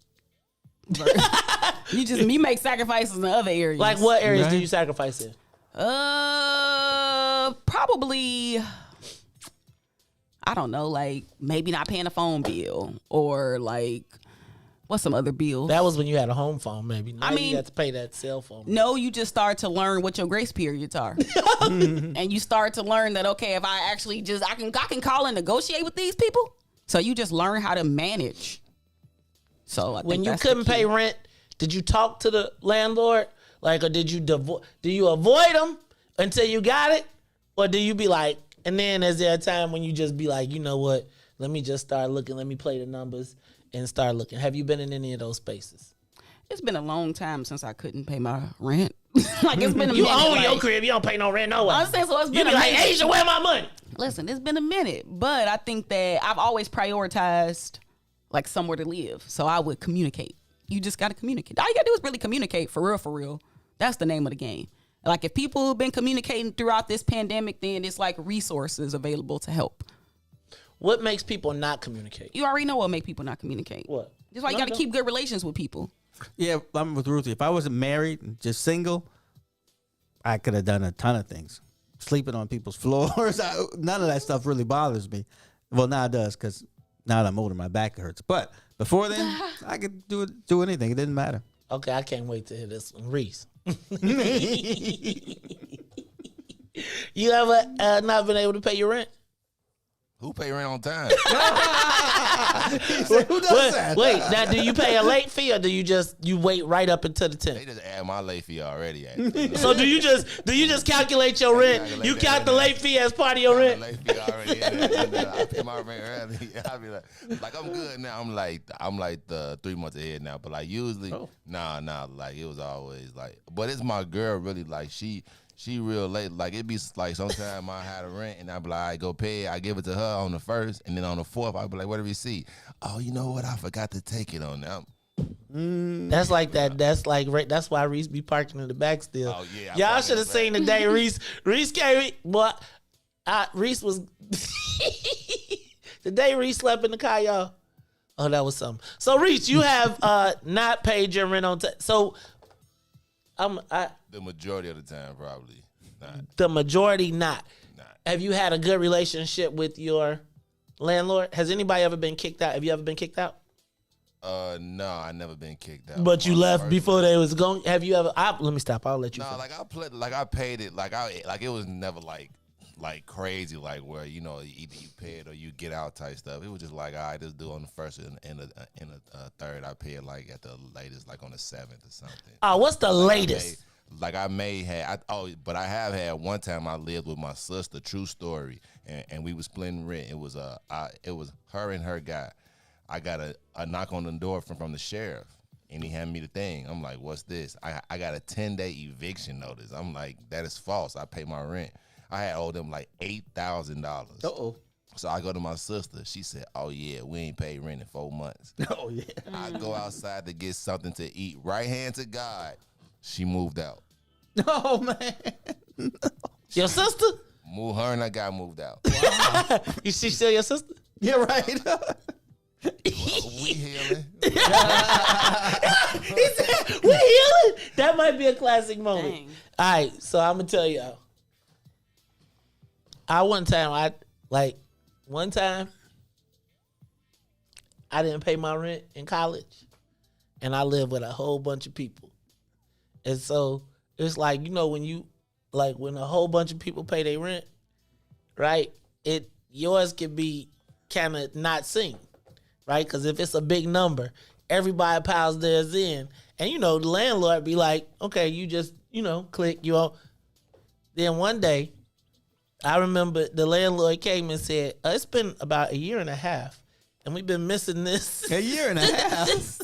Well, because nobody said nothing, right? So it's like it's like you work at Subway, you making money, you get your little $400. Now, if you stack your $400 every week, you got the number. But if you don't, because it's Friday night and you got your check on the night of the union party, and then the bros coming in, the next thing you know, you at $50. But if ain't nobody said nothing on the first of the month, can I tell y'all? How much was it? I mean, a month. I think mine was maybe $800, $900 a month. But then once you do Wait, you live in a house and you got to pay $800 a month? We had a 16-bedroom house. Dang, that still seems like a lot to me. It was a lot, but I tell you what, it was because it had room and board and the whole little it was like a package. Food? Yeah. Oh. And so I just remember having to come downstairs, and all the people who had to move who had paid their rent. Oh Lord, you want to that wasn't a good meeting. I bet. Then you don't even want to go to frat meeting, right? Because you they gonna go. Then I'm gonna tell you one more time, right? So, because when I was in college, I had just money issues. Cause man, I had the you didn't have to pay tuition. I had to finance. Yeah, but black parents drop you off at school with $100 and be like, have at it, right? Man, have a good time, son. right? They thought they was doing something too, right? Yeah. It used to be a time you get $100. That bad boy lasts you forever. First weekend in college, $100 is gone. Yeah, right. You blinked. What happened? I told y'all about the time when my teacher was also my landlord. Well, this doesn't sound good. All right, look, we got to say goodbye to everybody on WBGX 1570 AM. Tune in, though, because we got a really good conversation coming up at 8 o'clock. I was looking for Eric Mobley of New Era, Chicago. Kind of missed him, but we're going to go ahead and thank you all for joining us. Join us on the Maze Jackson page on Facebook or on the Maze Jackson channel on YouTube, on Periscope, or on Twitter. This is the Maze Jackson Show. So, y'all, like I was telling y'all, my landlord was also, this is how I failed bowling in college. Bowling? I failed bowling in college because my landlord was my bowling instructor, right? And so the way I used to survive in college was you got your financial aid, and then they also gave you $1,000 extra, after you paid all your bills, and then afterwards you got an extra $1,000. Now, when you live in the dorms and all your food is good and everything is paid for, $1,000, you can live the whole semester off $1,000. But when you move out the dorms and you got to pay your rent, that $1,000 is gone in 2 months, 3 months, right? And so while I was waiting on the money to come, I go to my class and I realize that the bowling instructor is the he ain't the owner of the building, but he's the building manager. He collects the rent, everybody. Australian guy. And he'd be like, "Miss, let me talk to you." Right? And he'd be like, he'd be like, you haven't paid your rent, whatever. He used his little accent because it was during the alligator crocodile dude days. Yeah. That movie just came on the other day, actually. So then, and your accent's awful. So, but you couldn't fail bowling unless you didn't come to class. That Makes sense. But if you missed 3 classes, you was done. Failed, yeah. Right? And my check didn't come for 2 months. So I missed 3 classes in the first month. Because you couldn't pay, so you couldn't go to class. Because I couldn't pay rent, and then, because it would be like, you go to class, but he'll be waiting for me after class. Like, he didn't say nothing to class. Then right after class, he'd be like, "Mace, can I talk to you?" And I'd be like, imagine walking in and you ain't paid the rent. So you got to sneak out the house, because you got to get, because he was at the door right before the way you get out the complex. So it's like I had to get out the door and then get past him and then get back in. And then if he knocked, and that check never came. Yeah. I have not paid some rent in my past. So I'm going to just tell y'all, I'm a little nervous for people right now. I wonder, what y'all do? What did you do to make up your rent, Ruthie? Can I tell you what I did? Y'all want to know what I did? I'll tell y'all after the break. It's the Maze Jackson Show. We'll be back.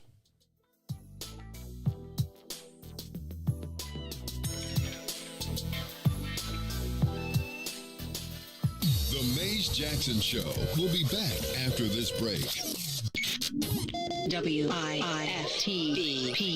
Maze Jackson. If you could make up a social media holiday, what would it be? Randy said National Don't Let No One Put You Down Day. No one. What you gonna do? So when they say something crazy, you slap them? Be like Maze said. Randy said a Jukathon Day. Man, we about 60 years old. I be done had a heart. You gotta get your heart rate up. Okay, not that far. All right, Mario said my favorite one. My friends and I do what we call National Call Off from Work Day. As a business owner, I don't. You don't like that? Yeah. I don't like that. Because I'm the boss of this thing. We got Marcus Garvey Day from Remy too. Oh, Marcus Garvey Day. All right, what will we do on Marcus Garvey Day? Call off from work. I'm going to need you to go ahead and come in tomorrow. That would be great. Okay? Yeah, right. Every black holiday has something to do with calling off from work. You're cool. About National Join a Positive Black Organization Day, because I don't want to be recruited. I don't want to be recruited and the brothers be like, "Thank you. Thank you. How about National Tell White People the Truth Day? Tell them how you really feel. You can't handle the truth. Why don't we call that National Black People Get Locked Up Day? I'm going to tell them there's an African-American man threatening my life. Hello. The most dangerous show in the morning. Shop at Black-owned and operated Solo Beauty, where you are appreciated and respected. Located at 8158 South Cottage Grove, Solo Beauty can supply all of your black hair care needs. Solo Beauty is open from 11 a.m. to 8 p.m., Tuesday through Saturday.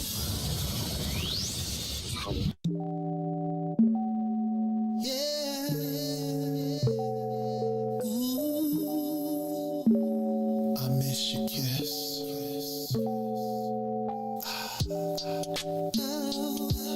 Your kiss is one of a kind. It feels so nice.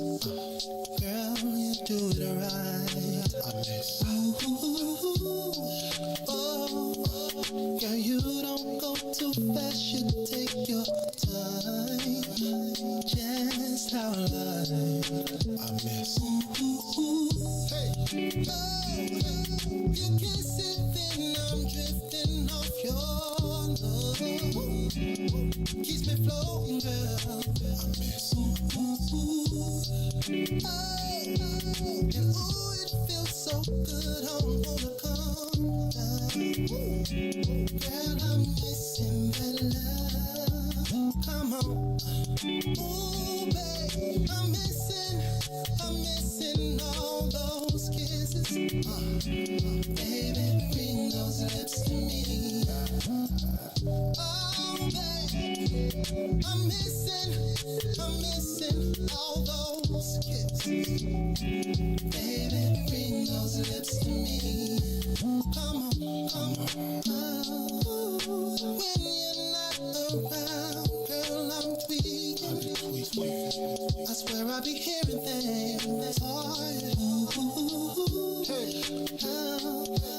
And if I cannot have you, girl, I'm fiending. Oh, that's such a talent you bring. Yeah. Oh, one day is too long. If I can hold you in my arms, if I can find a real good love. Ooh, that kiss is a drug to me. Baby, your kiss is all I need. Come on. Ooh, it feels so good, baby. Oh, come on. Ooh, babe, I'm missing all those kisses. Baby, bring those lips to me. I miss it already, girl. I'm missing all those kisses. Baby, bring those lips to me. I miss it already, babe. I'm missing all those kisses. Baby, bring those lips to me. Oh, babe, I'm missing all those kisses. Baby, bring those lips to me.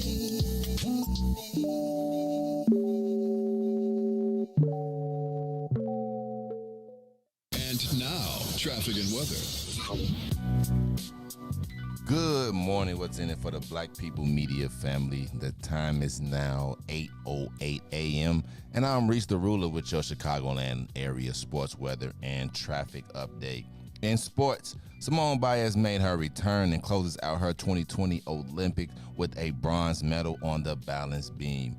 While Team USA men basketball took on Spain last night, Kevin Durant scores 29 points and helped Team USA wins 95-81 and advance to the semifinals. Now on the traffic. On the Kennedy, O'Hare to the Loop will be 33 minutes, outbound to O'Hare 44. On the Eden, inbound from Deerfield to the Circle 40 minutes. From the Circle back out to Deerfield will be 47. Eisenhower, Thorndale to the Loop 47, back out to Thorndale will be 36. On the Stevenson, from I-355 to the Dan Ryan, 41 minutes, back out will be 43. Bishop Ford, I-80 to the Dan Ryan, 41 minutes. 29 minutes back out to I-80. Dan Ryan, 25 minutes to the Loop.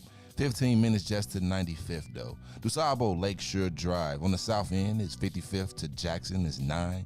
Jackson to 55th will be 7 minutes. On the north side of things, Randolph to Bryn Mawr 8. Bryn Mawr to Randolph is 19. Today's weather, it is currently 70 and sunny. Today, expect a high of 79 and a low of 63. I'm Reese the Ruler. Now back to Maze, Todd, and Ruthie on the Maze Jackson Show.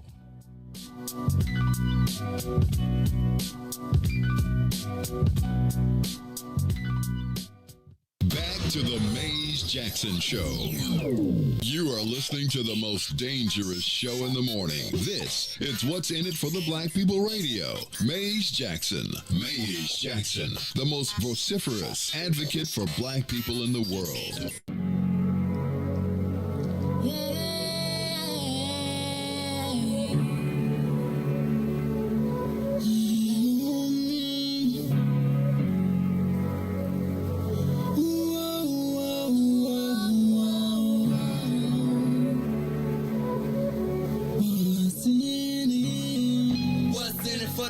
People, cause economically we are not equal. Waking up to lies, can't doze no more. I told y'all, yeah, this a dangerous show. Don't go to church if you ain't trying to help us. Don't even try to be around and can't protect us. We see the lies, not other politicians. We need money and no symbolism. It's Maze, it's Sonia, and Ruthie, and Todd, explaining how we all come from God, giving us tools to beat the odds. If we united, our movement gon' stop. If they ain't tryna help us, they ain't tryna do nothing. We gotta do something, we gotta stop running. It's time to confront the problem. Really, you expect you oppressed to solve them.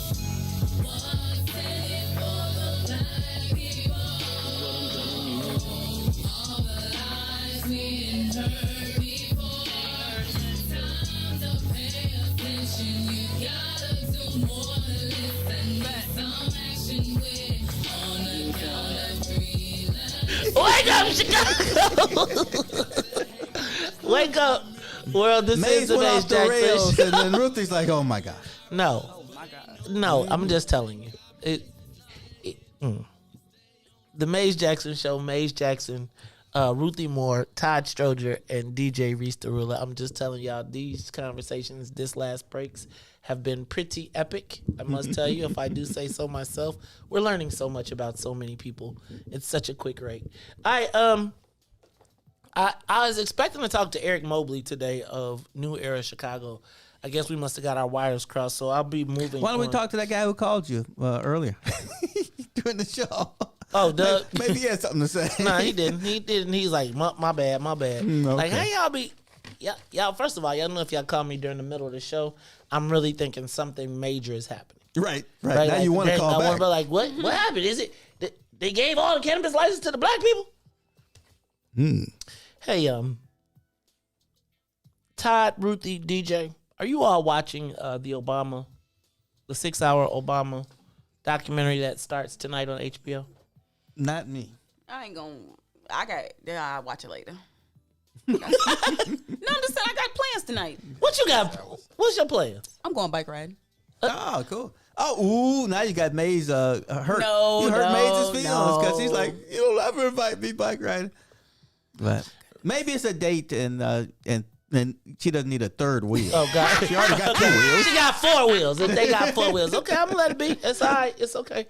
I told y'all I was nervous about riding my bike because I don't want nobody to be making fun of me when I'm riding. No, because you laughing. How you make fun of somebody on a bike unless they fall?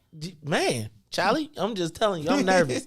I was out there riding on the streets and I was thinking about like in the bike lanes, and I was thinking like, man, I be thinking about when I'm in the bike lane when somebody drive. Yeah, I got anxiety. You wear a helmet? You wear a helmet? What I look like wearing a helmet? Even though I just saw somebody say you got to wear a helmet. I wear a helmet. I believe it. That ain't crazy. Yes, you are. But I may be crazy, but I'm wearing a helmet. Reese, you watch? Oh wait, Todd, are you watching the Obama drama tonight? I think I know enough about him. I mean, it's not nothing personal against him. I'm not watching anybody's really. I mean, you got to be pretty dead before I start watching a documentary about you, Todd. But I think it's important that we watch this. DJ Reese the Ruler. Is it 6 hours straight? No, it's 2 hours every night. It's 2 hours tonight. I DVR to watch on the weekend. What time it come on? During the day? No. At night? No, it's it's probably one of them 7 or 8 o'clocks. Okay. 7 o'clock to 9 o'clock is my guess or something like that. But Tuesday, Wednesday, and Thursday, starting tonight, the Obama documentary starts. And I just was... Are you watching it, did you say? Oh, that's pretty long for giving me a speech. So I feel like I'm going to watch it because I have to see the new narrative. HBO, Lorraine. It's going to be on HBO. It dawned on me when I saw this Obama documentary coming out that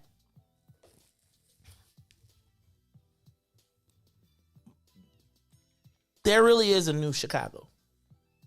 Oh, yeah. There is a new Illinois. There is a new Chicago. And I have been grasping on to a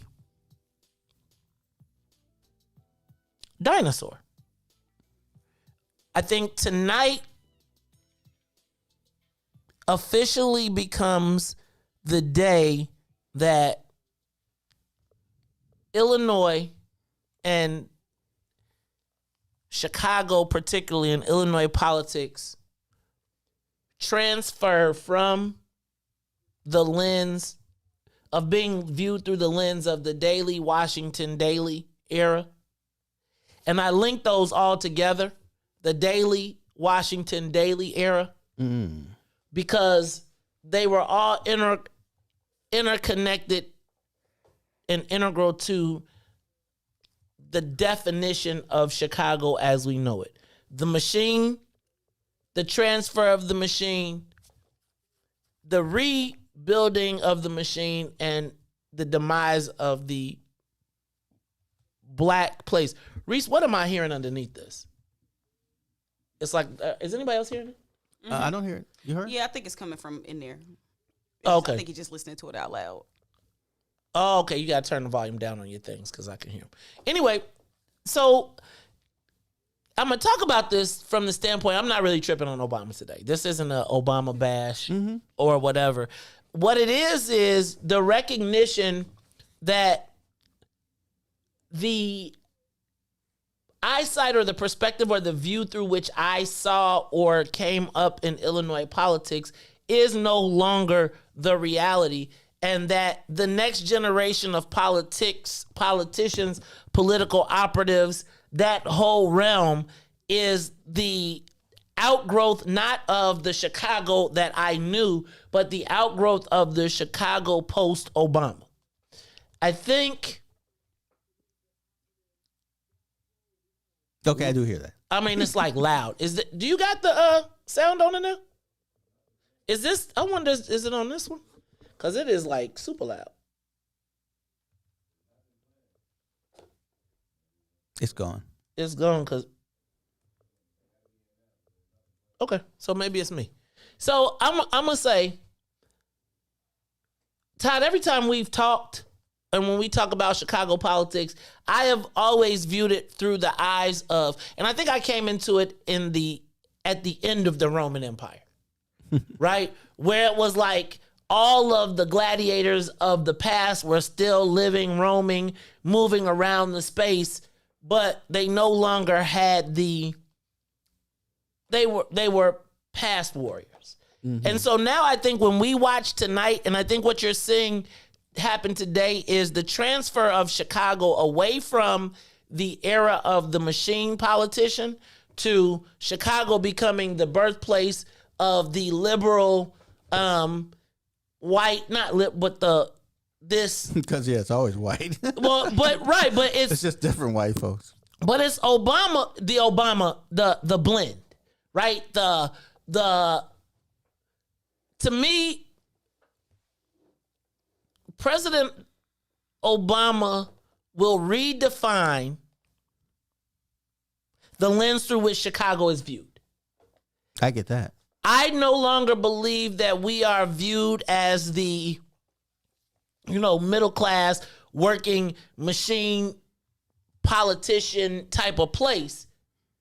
It is now the birthplace of liberal blended politics that really that features the black face but mutes the black voice. Well said. See, during the daily Washington Daily era, black people were the dominant political force, even though they didn't necessarily recognize their power. There was a desire to, I won't say cater, but placate the black Chicagoans, black politicians in Illinois, the black electorate in Illinois, because placating that black electorate kept us placid, kept us not ready to fight, war, take, because they kind of smoothed everybody out. But they also knew that we were the dominant population. So we were placated. That is why some people, like if you get outside of this bubble of like the mad black people, outside of that, people will tell you that they enjoyed the Daily Era, right? Right. If there was enough noise on the outside, they would be like, okay, we got to give them another 0.3%. And okay, let's keep moving. Exactly. Like they knew that there was at least The old man daily was like a chicken in every pot, right? And let me take care of the preachers and do all the stuff. I don't have to give them the economic value because they really don't know about what's going on up here. But if they can live a solid middle class life, or go to work, do their thing, we can keep them. Because literally, to be honest with you, that was what the majority of white people had, that solid middle class life. Most of them, they didn't know. Excuse me, they didn't know any of the rich people. Right. And so as long as you got a city job or had a good job, and that's why Chatham and those places, it's funny, I used to talk to Bill Daley, and Bill Daley would be like, man, they used to brag. We have the most solid black middle class in the country, in a city. I mean, you look around during our era and the black people were middle class, was the largest black middle class in any metropolitan area that you could think of. I don't know if I could push back on that besides Atlanta, but what I will say is that in spite of everything that everybody talks about, if you were operating within the, I don't want to say within the system, because that's not it. But if you were an average everyday Chicagoan, you had an opportunity to participate. Right. I could name so many people who were bus drivers or, worked somewhere in the city or the state and went on to be like, doctors and lawyers. Or went on to work at those places, retire, get a pension, right, and then be able to put their kids through college and do all of those things. And that, to me, as a manager or supervisor. So exactly, there was a path. Yeah. In this new Chicago that exists, for Chicagoans, there was a path. I often see now in Chicago, amongst black Chicagoans, frustration and desperation.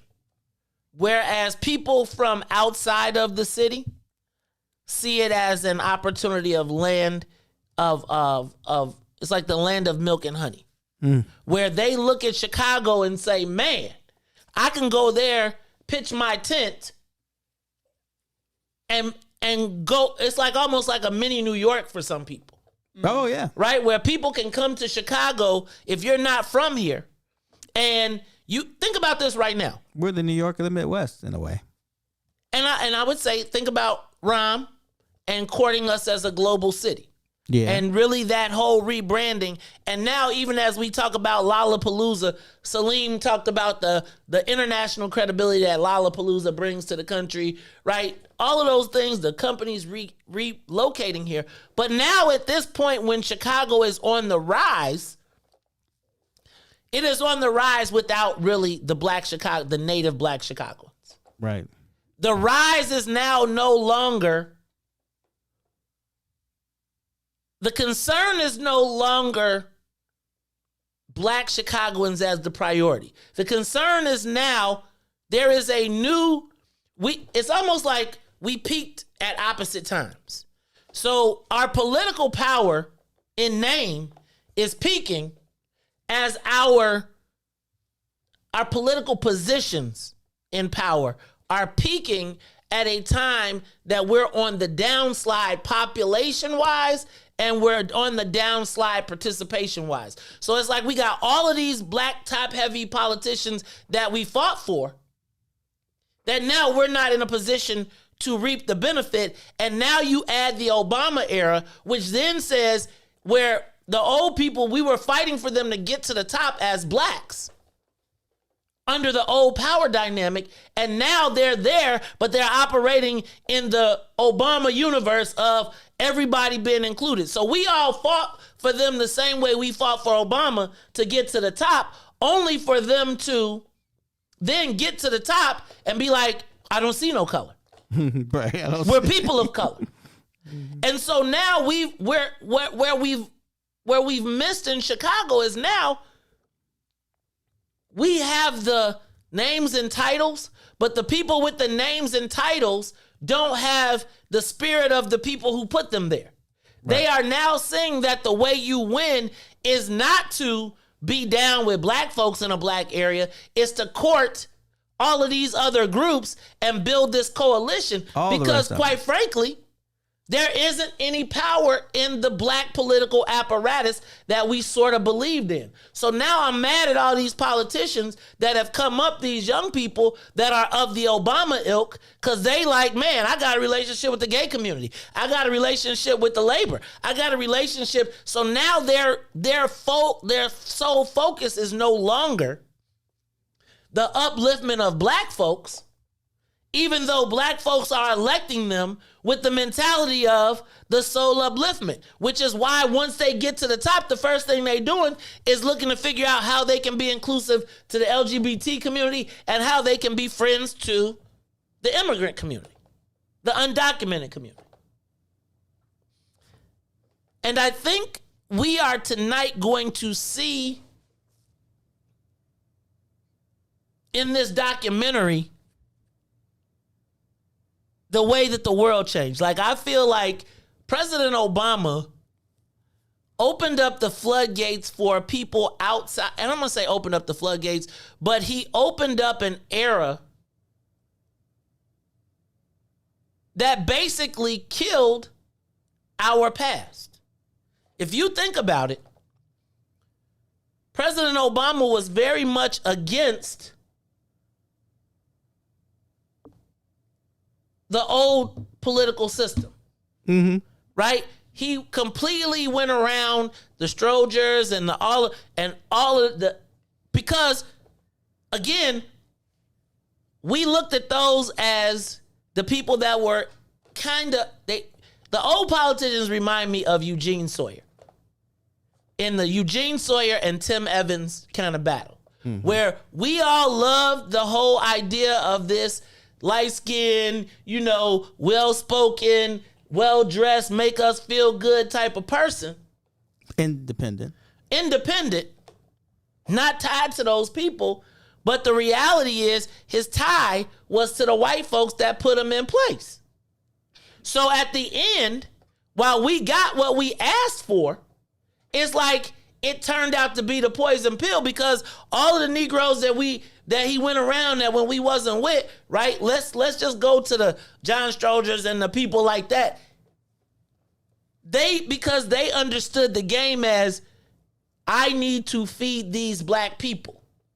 That is my key to success. I don't ever have access to the multi-millions and billions of dollars. And all of the black folks that were with Obama in his Senate run got priced out during the presidential run. Right? So now when I need a check for $1,000, everybody can write a check for $1,000. Right. But now the check is $10,000 or $100,000. We're out. Yeah. And so now we've elevated this guy into a space with all of the white folks where they've convinced him people of color. And right now, everybody that we are electing in Chicago now is of that ilk. So when you think about our young politicians and our young black folks, they're not black focused. They are soon going and trying to build coalitions because they're not able to rely on the people from our community to make it happen. It's interesting that we're frozen. Oh, go ahead. It's interesting that this came up because I told you we had a meeting with a state rep the other day, and I was talking about my past, and I was like, I think I know somebody from your area, and his name is such and such, and I got the name wrong, and everything I say makes me sound like I'm 70, right, or 80. He's like, he's been gone. He's like, why do you sound so old? He said that to you? Yeah, or no, he said, why do you sound so old? Because you're not that old.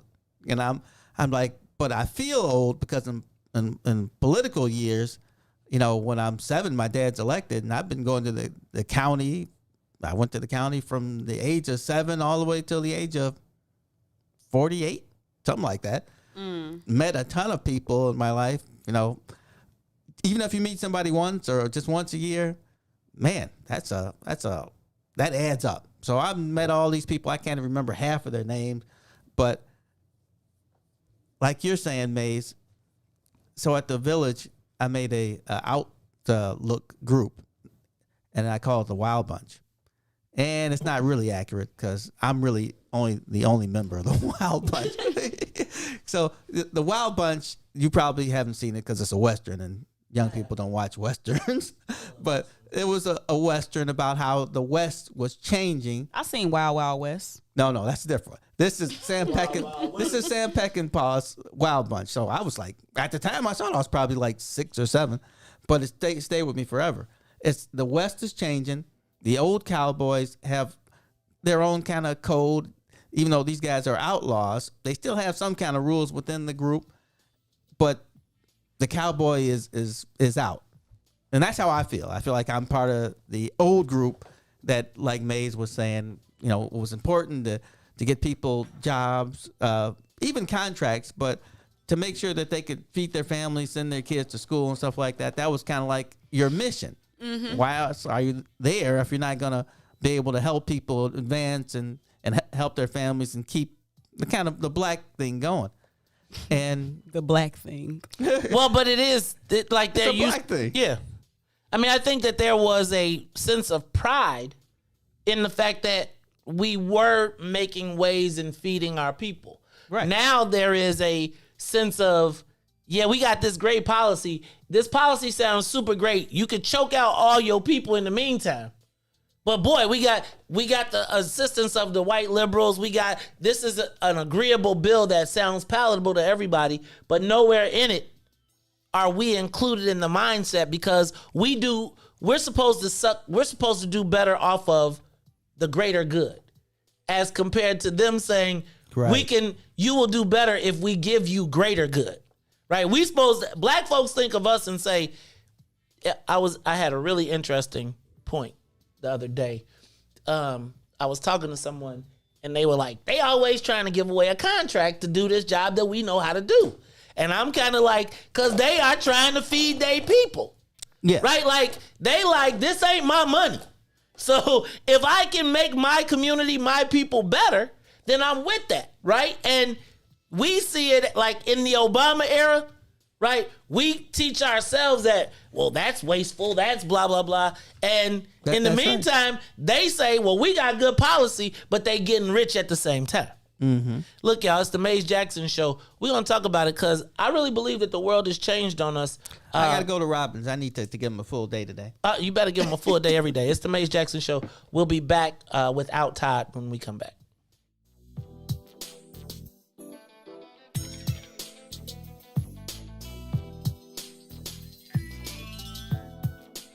The Mays Jackson Show will be back after this break. WIIFTBP. Introducing your trusted source for high-quality black emojis, better known as Blackmoji. We believe black is beautiful, and that beauty should be reflected in the digital market. Now there is an app that does just that, starting with Black Greek letter organizations. Blackmoji D9 offers more than an emoji app. It is a cultural experience of black excellence.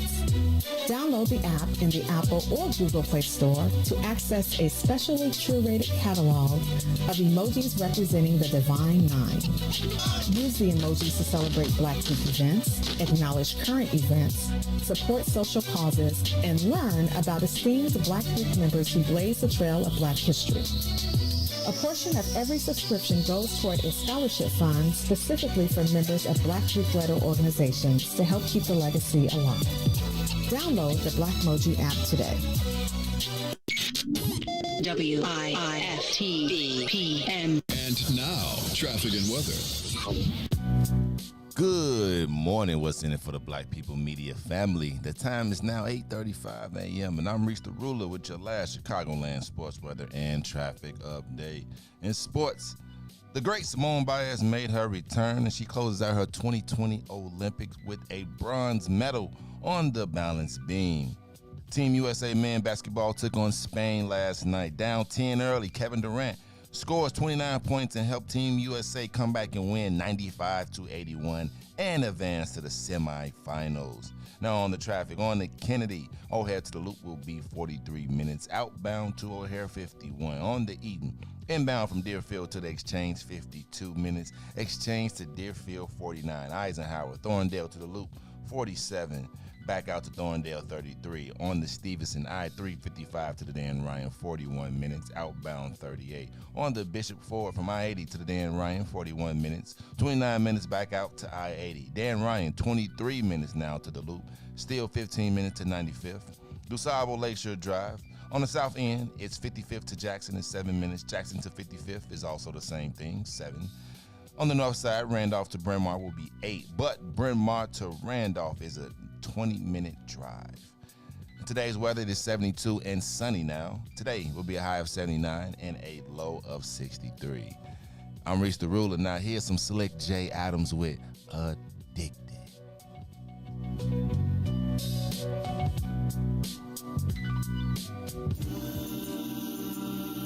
Oh, baby.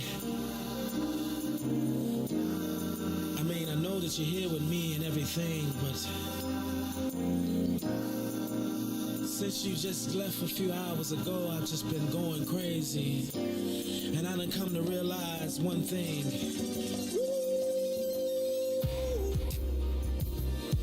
Oh, baby, I miss you.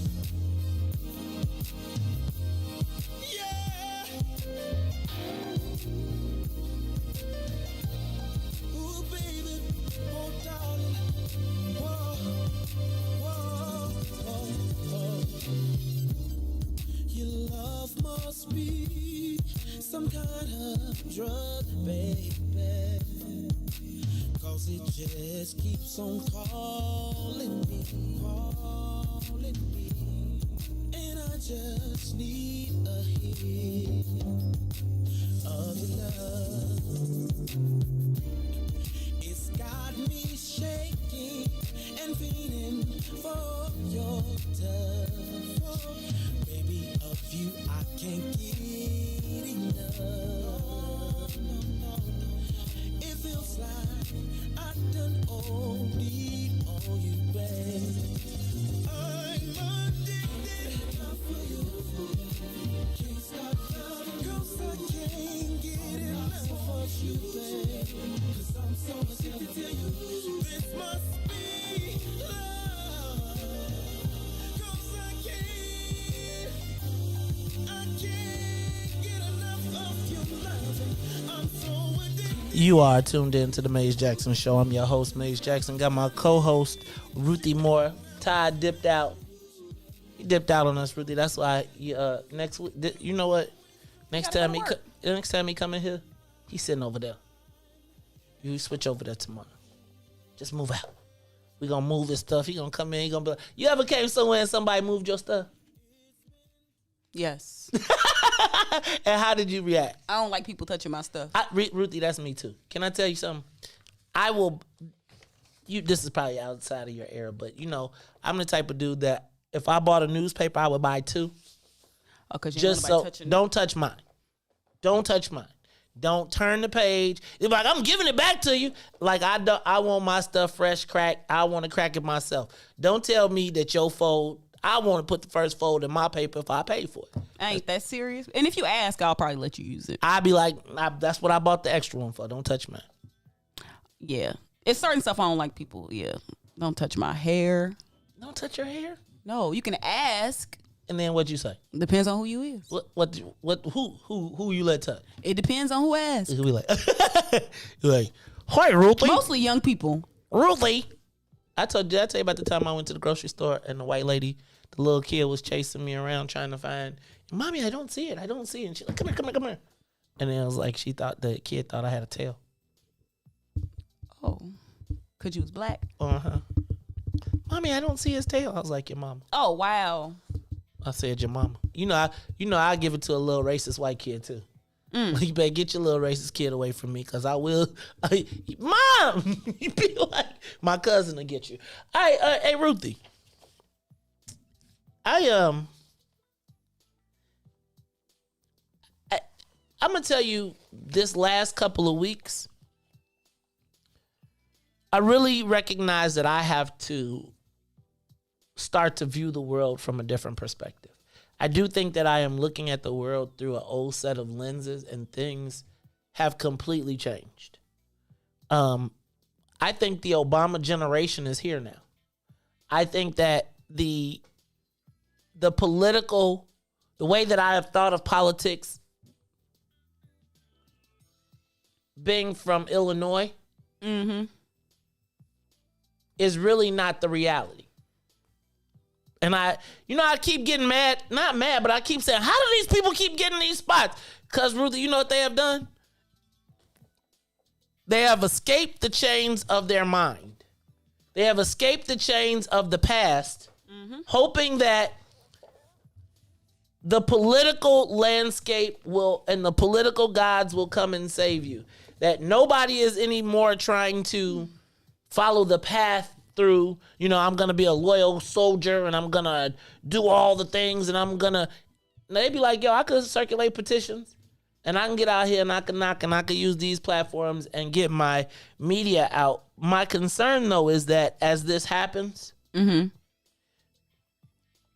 see, Ruthie, I feel like the way I learn politics is it's really the whole reason you become a politician is to feed your people. Like, really. Like, I understand the policies and all that stuff, but within the realm of that, I was always taught that you're supposed to take care of your people. Like, your success as a politician, you know how Jay be like, we don't judge success, but we judge success by how many people you brought with you. That is the mentality that when you look at Mike Madigan and you see all of the stuff that they did, they always thought in every bit of government, how can they use this money that is not theirs to enrich their friends, family, etc. Also, though, creating a level of loyalty, right? Because if you feeding me, right, and I can do well off of all of these different things, then, and I probably figure like my biggest frustration in the whole political system was to see it work for white folks and not see it work for black folks. Because I'll be honest with you. If I wasn't mad at the Illinois political system per se, the way it operated, I was mad at the fact that we didn't get to participate the way the white boys did. Knowing the votes and knowing that we empowered, knowing that these white folks knew that they could not make billions of dollars without our votes. The only thing that I wanted to see happen out of that was for us to eat too. I don't know that I necessarily wanted to blow up the whole political system. Right? Now, I'm going to say that same political system, though, probably did need to blow up because we weren't included in it. It's like we had the illusion of inclusion. So it's like they invite you to the event and we could all get a table at the speaker's joint and we could pay our money, but everybody else had a table that they paid $10,000 for because they made $100 million. And we would be happy to be at the place because they invited us. Like, we get to be at the table. And now that the largesse isn't the issue for black folks, it's like, I don't know how we come up. Do you know what I mean? Like, because I feel like, well, we know wealth is legislated.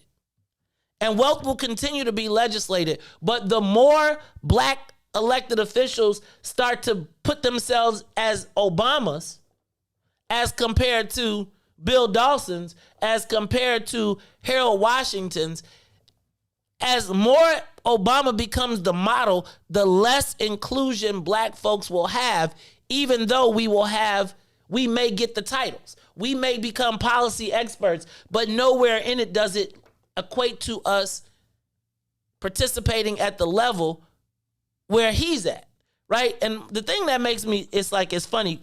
Remember how, I think me and Reese both laugh on this thing. When I say black people don't mind you doing well, they just don't want you to do as well as me. You think about Obama. How many black people,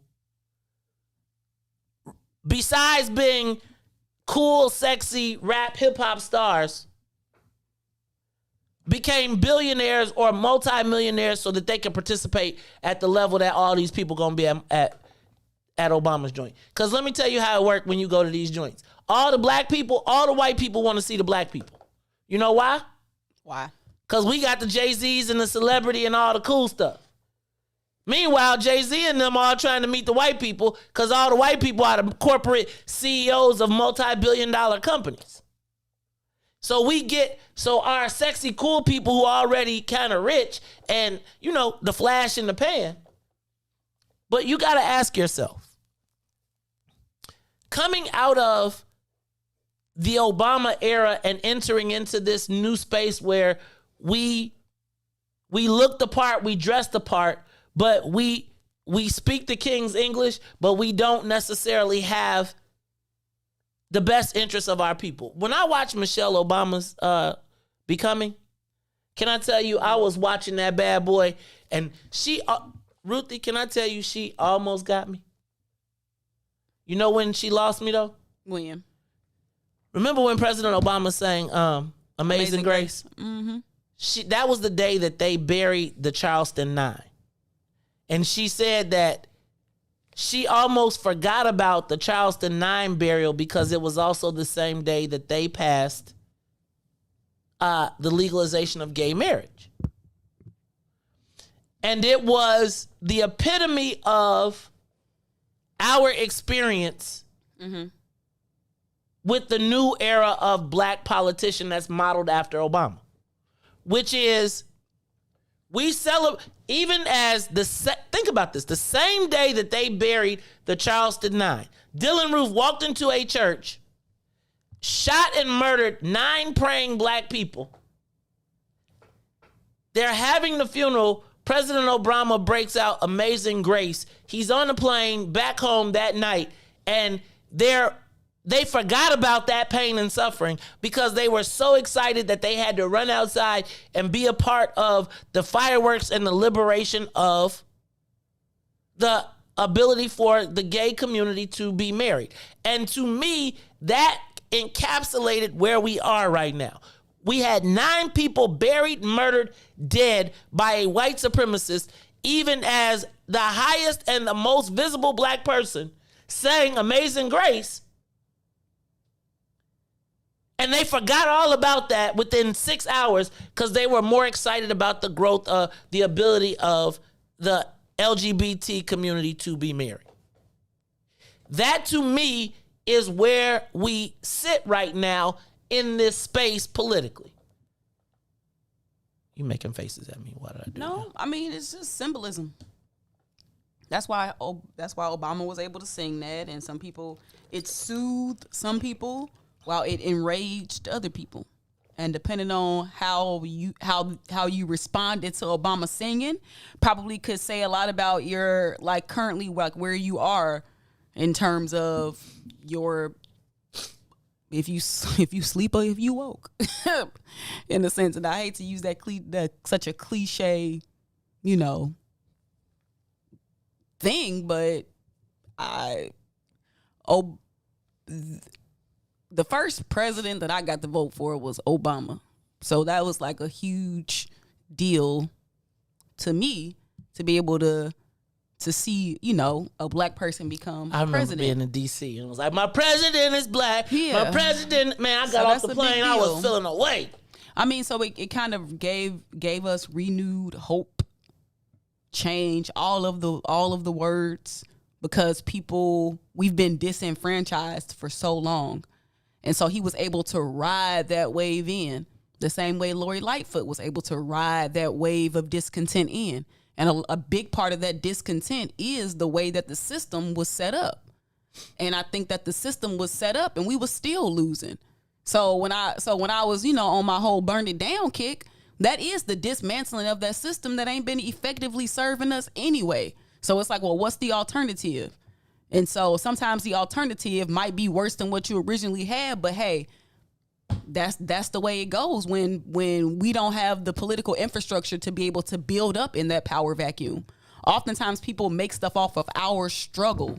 Like there was the black struggle that helped Obama ride into the wave. And then you got to talk about, well, what does blackness mean in America? Like, so again, it becomes people of color, like you talking about, multiculturalism. And that's off the pain of black people. Civil rights, that's off the pain of black people. Gay rights, that's off the pain of black people. So I hear what you're saying. But again, I still don't think the Chicago way was really working for us. Now, what should be in its place? Who knows? So I'm with you. Like, that's the part. The part that I feel like always happens is when we get the ball, they done took all the juice out of it. Like, when we finally get the fruit, it's like the vampire done sucked all the sweetness out of it. Because the difference between getting something and taking something. If I give you something, then you still beholden to me. But if you take it, then it's yours. And we got to stop letting people give us stuff. Whew. Man, Charlie. Well, we be down so bad. We just be seeking access oftentimes. And they get us with that symbolism and access. And it's like, and then. And you know what the thing that Obama got working for him? Come on, Ruthie, talk to me. It is his ability to galvanize young people and his focus on young people. That's the next 10, 20 years right there. And we sleep at the wheel. We sleep at the wheel. Because that's a whole nother level of indoctrination that we ain't even really peeping. You know what? I'm peeping it. I'm just gonna be tapped out. Here's the deal. I have come to recognize that we're really living in the political reality that I knew is officially over. I also gotta say though, y'all gotta think about this. Do y'all realize that there has been probably more, right now, there's more political opportunity? Our state is led by the face of Illinois politics is not even from Illinois. Think about this. President Obama. He's mixed and he's not from Chicago. He came here, he leapfrogged the whole system, skipped over all the people, and went to the top and became the president of the United States. Let's think about the mayor of the city of Chicago. Not from Chicago, right? Previous mayor wasn't from Chicago neither, but not from Chicago. From Ohio. Comes here, skips over the whole everything else, and is now the most lying mayor in the country. County board president.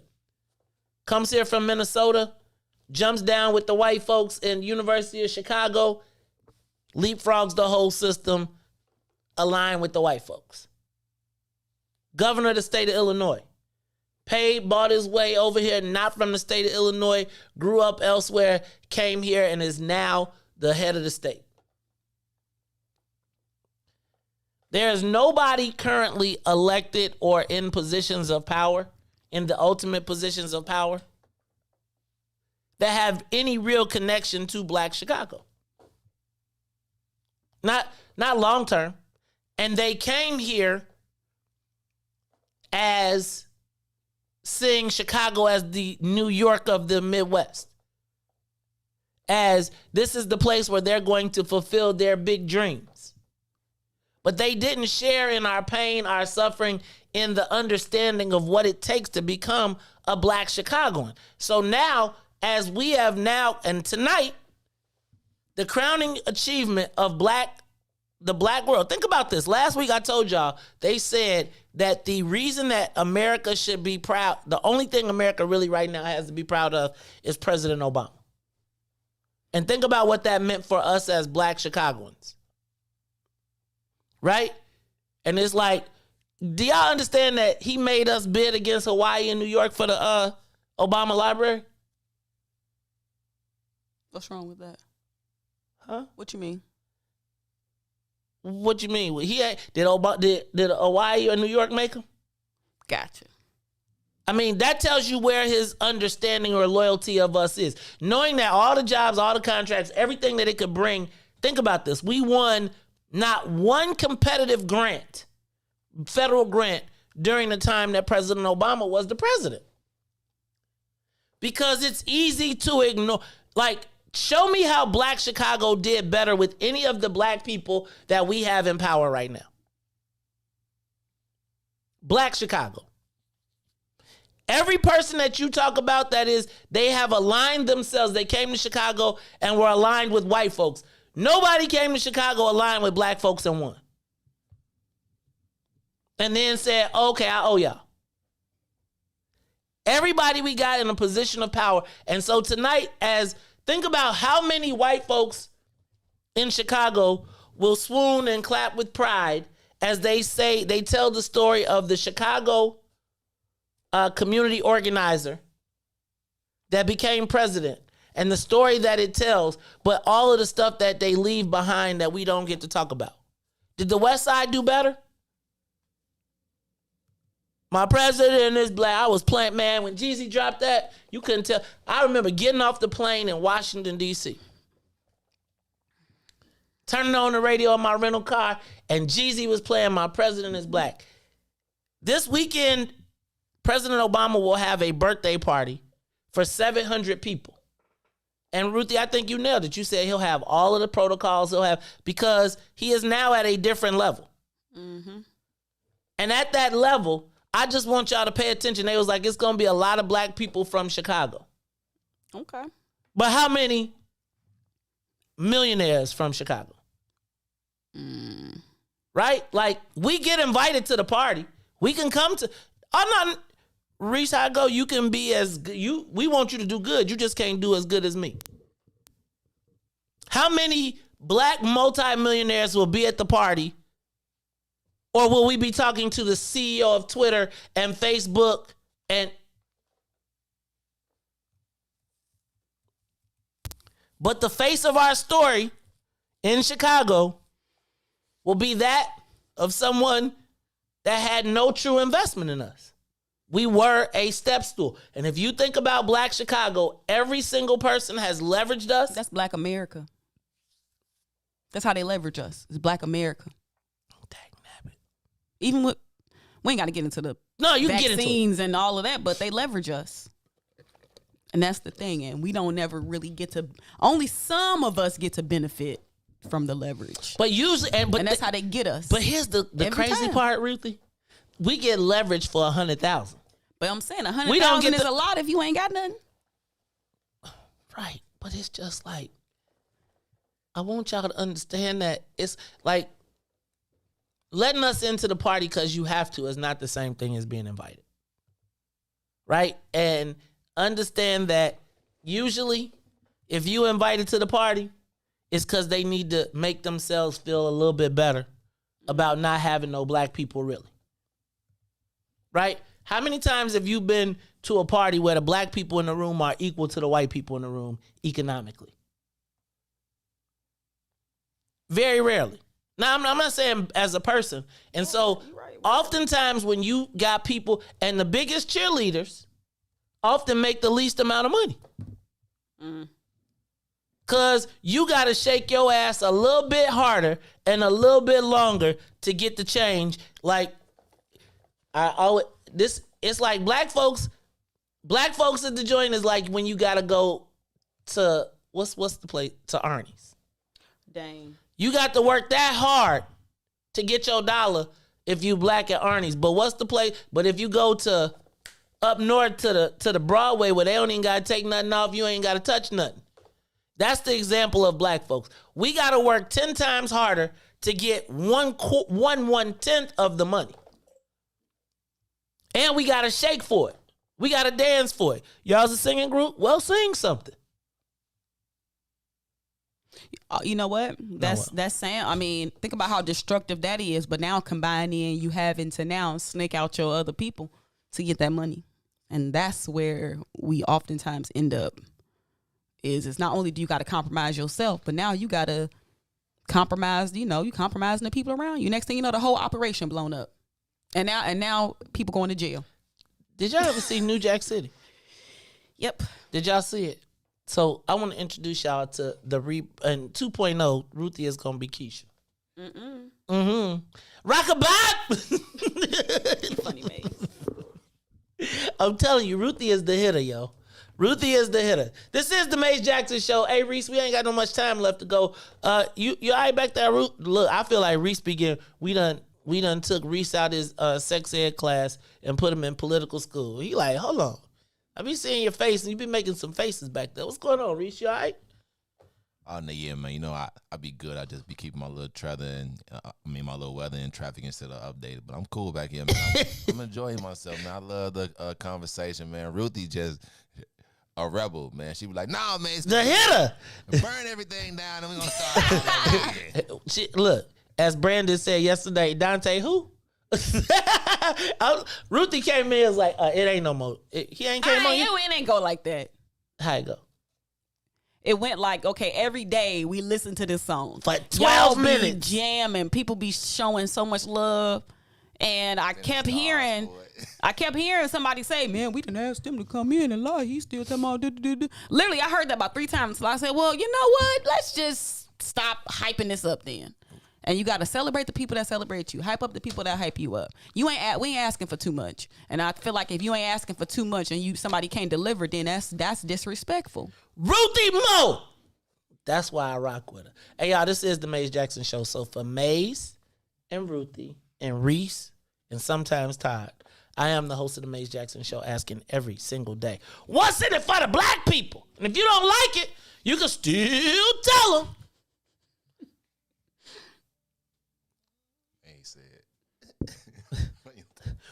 He said, we out of here. I'm getting tattoos right here. When I come back next week, it's gonna be. Do I get them straight up and down or do I get them sideways? Nah, straight up and down. They're like, man, said, yeah, I'm gonna give me some guns. Then I'm gonna be like this, and then it's gonna be like your mama. Anyway, it's your Maze Jackson Show. Y'all, we'll check y'all out tomorrow. It is Hump Day. Look, y'all, I'm going for 2 weeks in a row. Ruthie Mo with a smile in the morning. We'll talk to y'all tomorrow. Peace. Oh no, I never had an interest in us until I met you. And I don't know if it's real or is it just a phase I'll go through. But I feel that it's true. We don't need no labels, baby.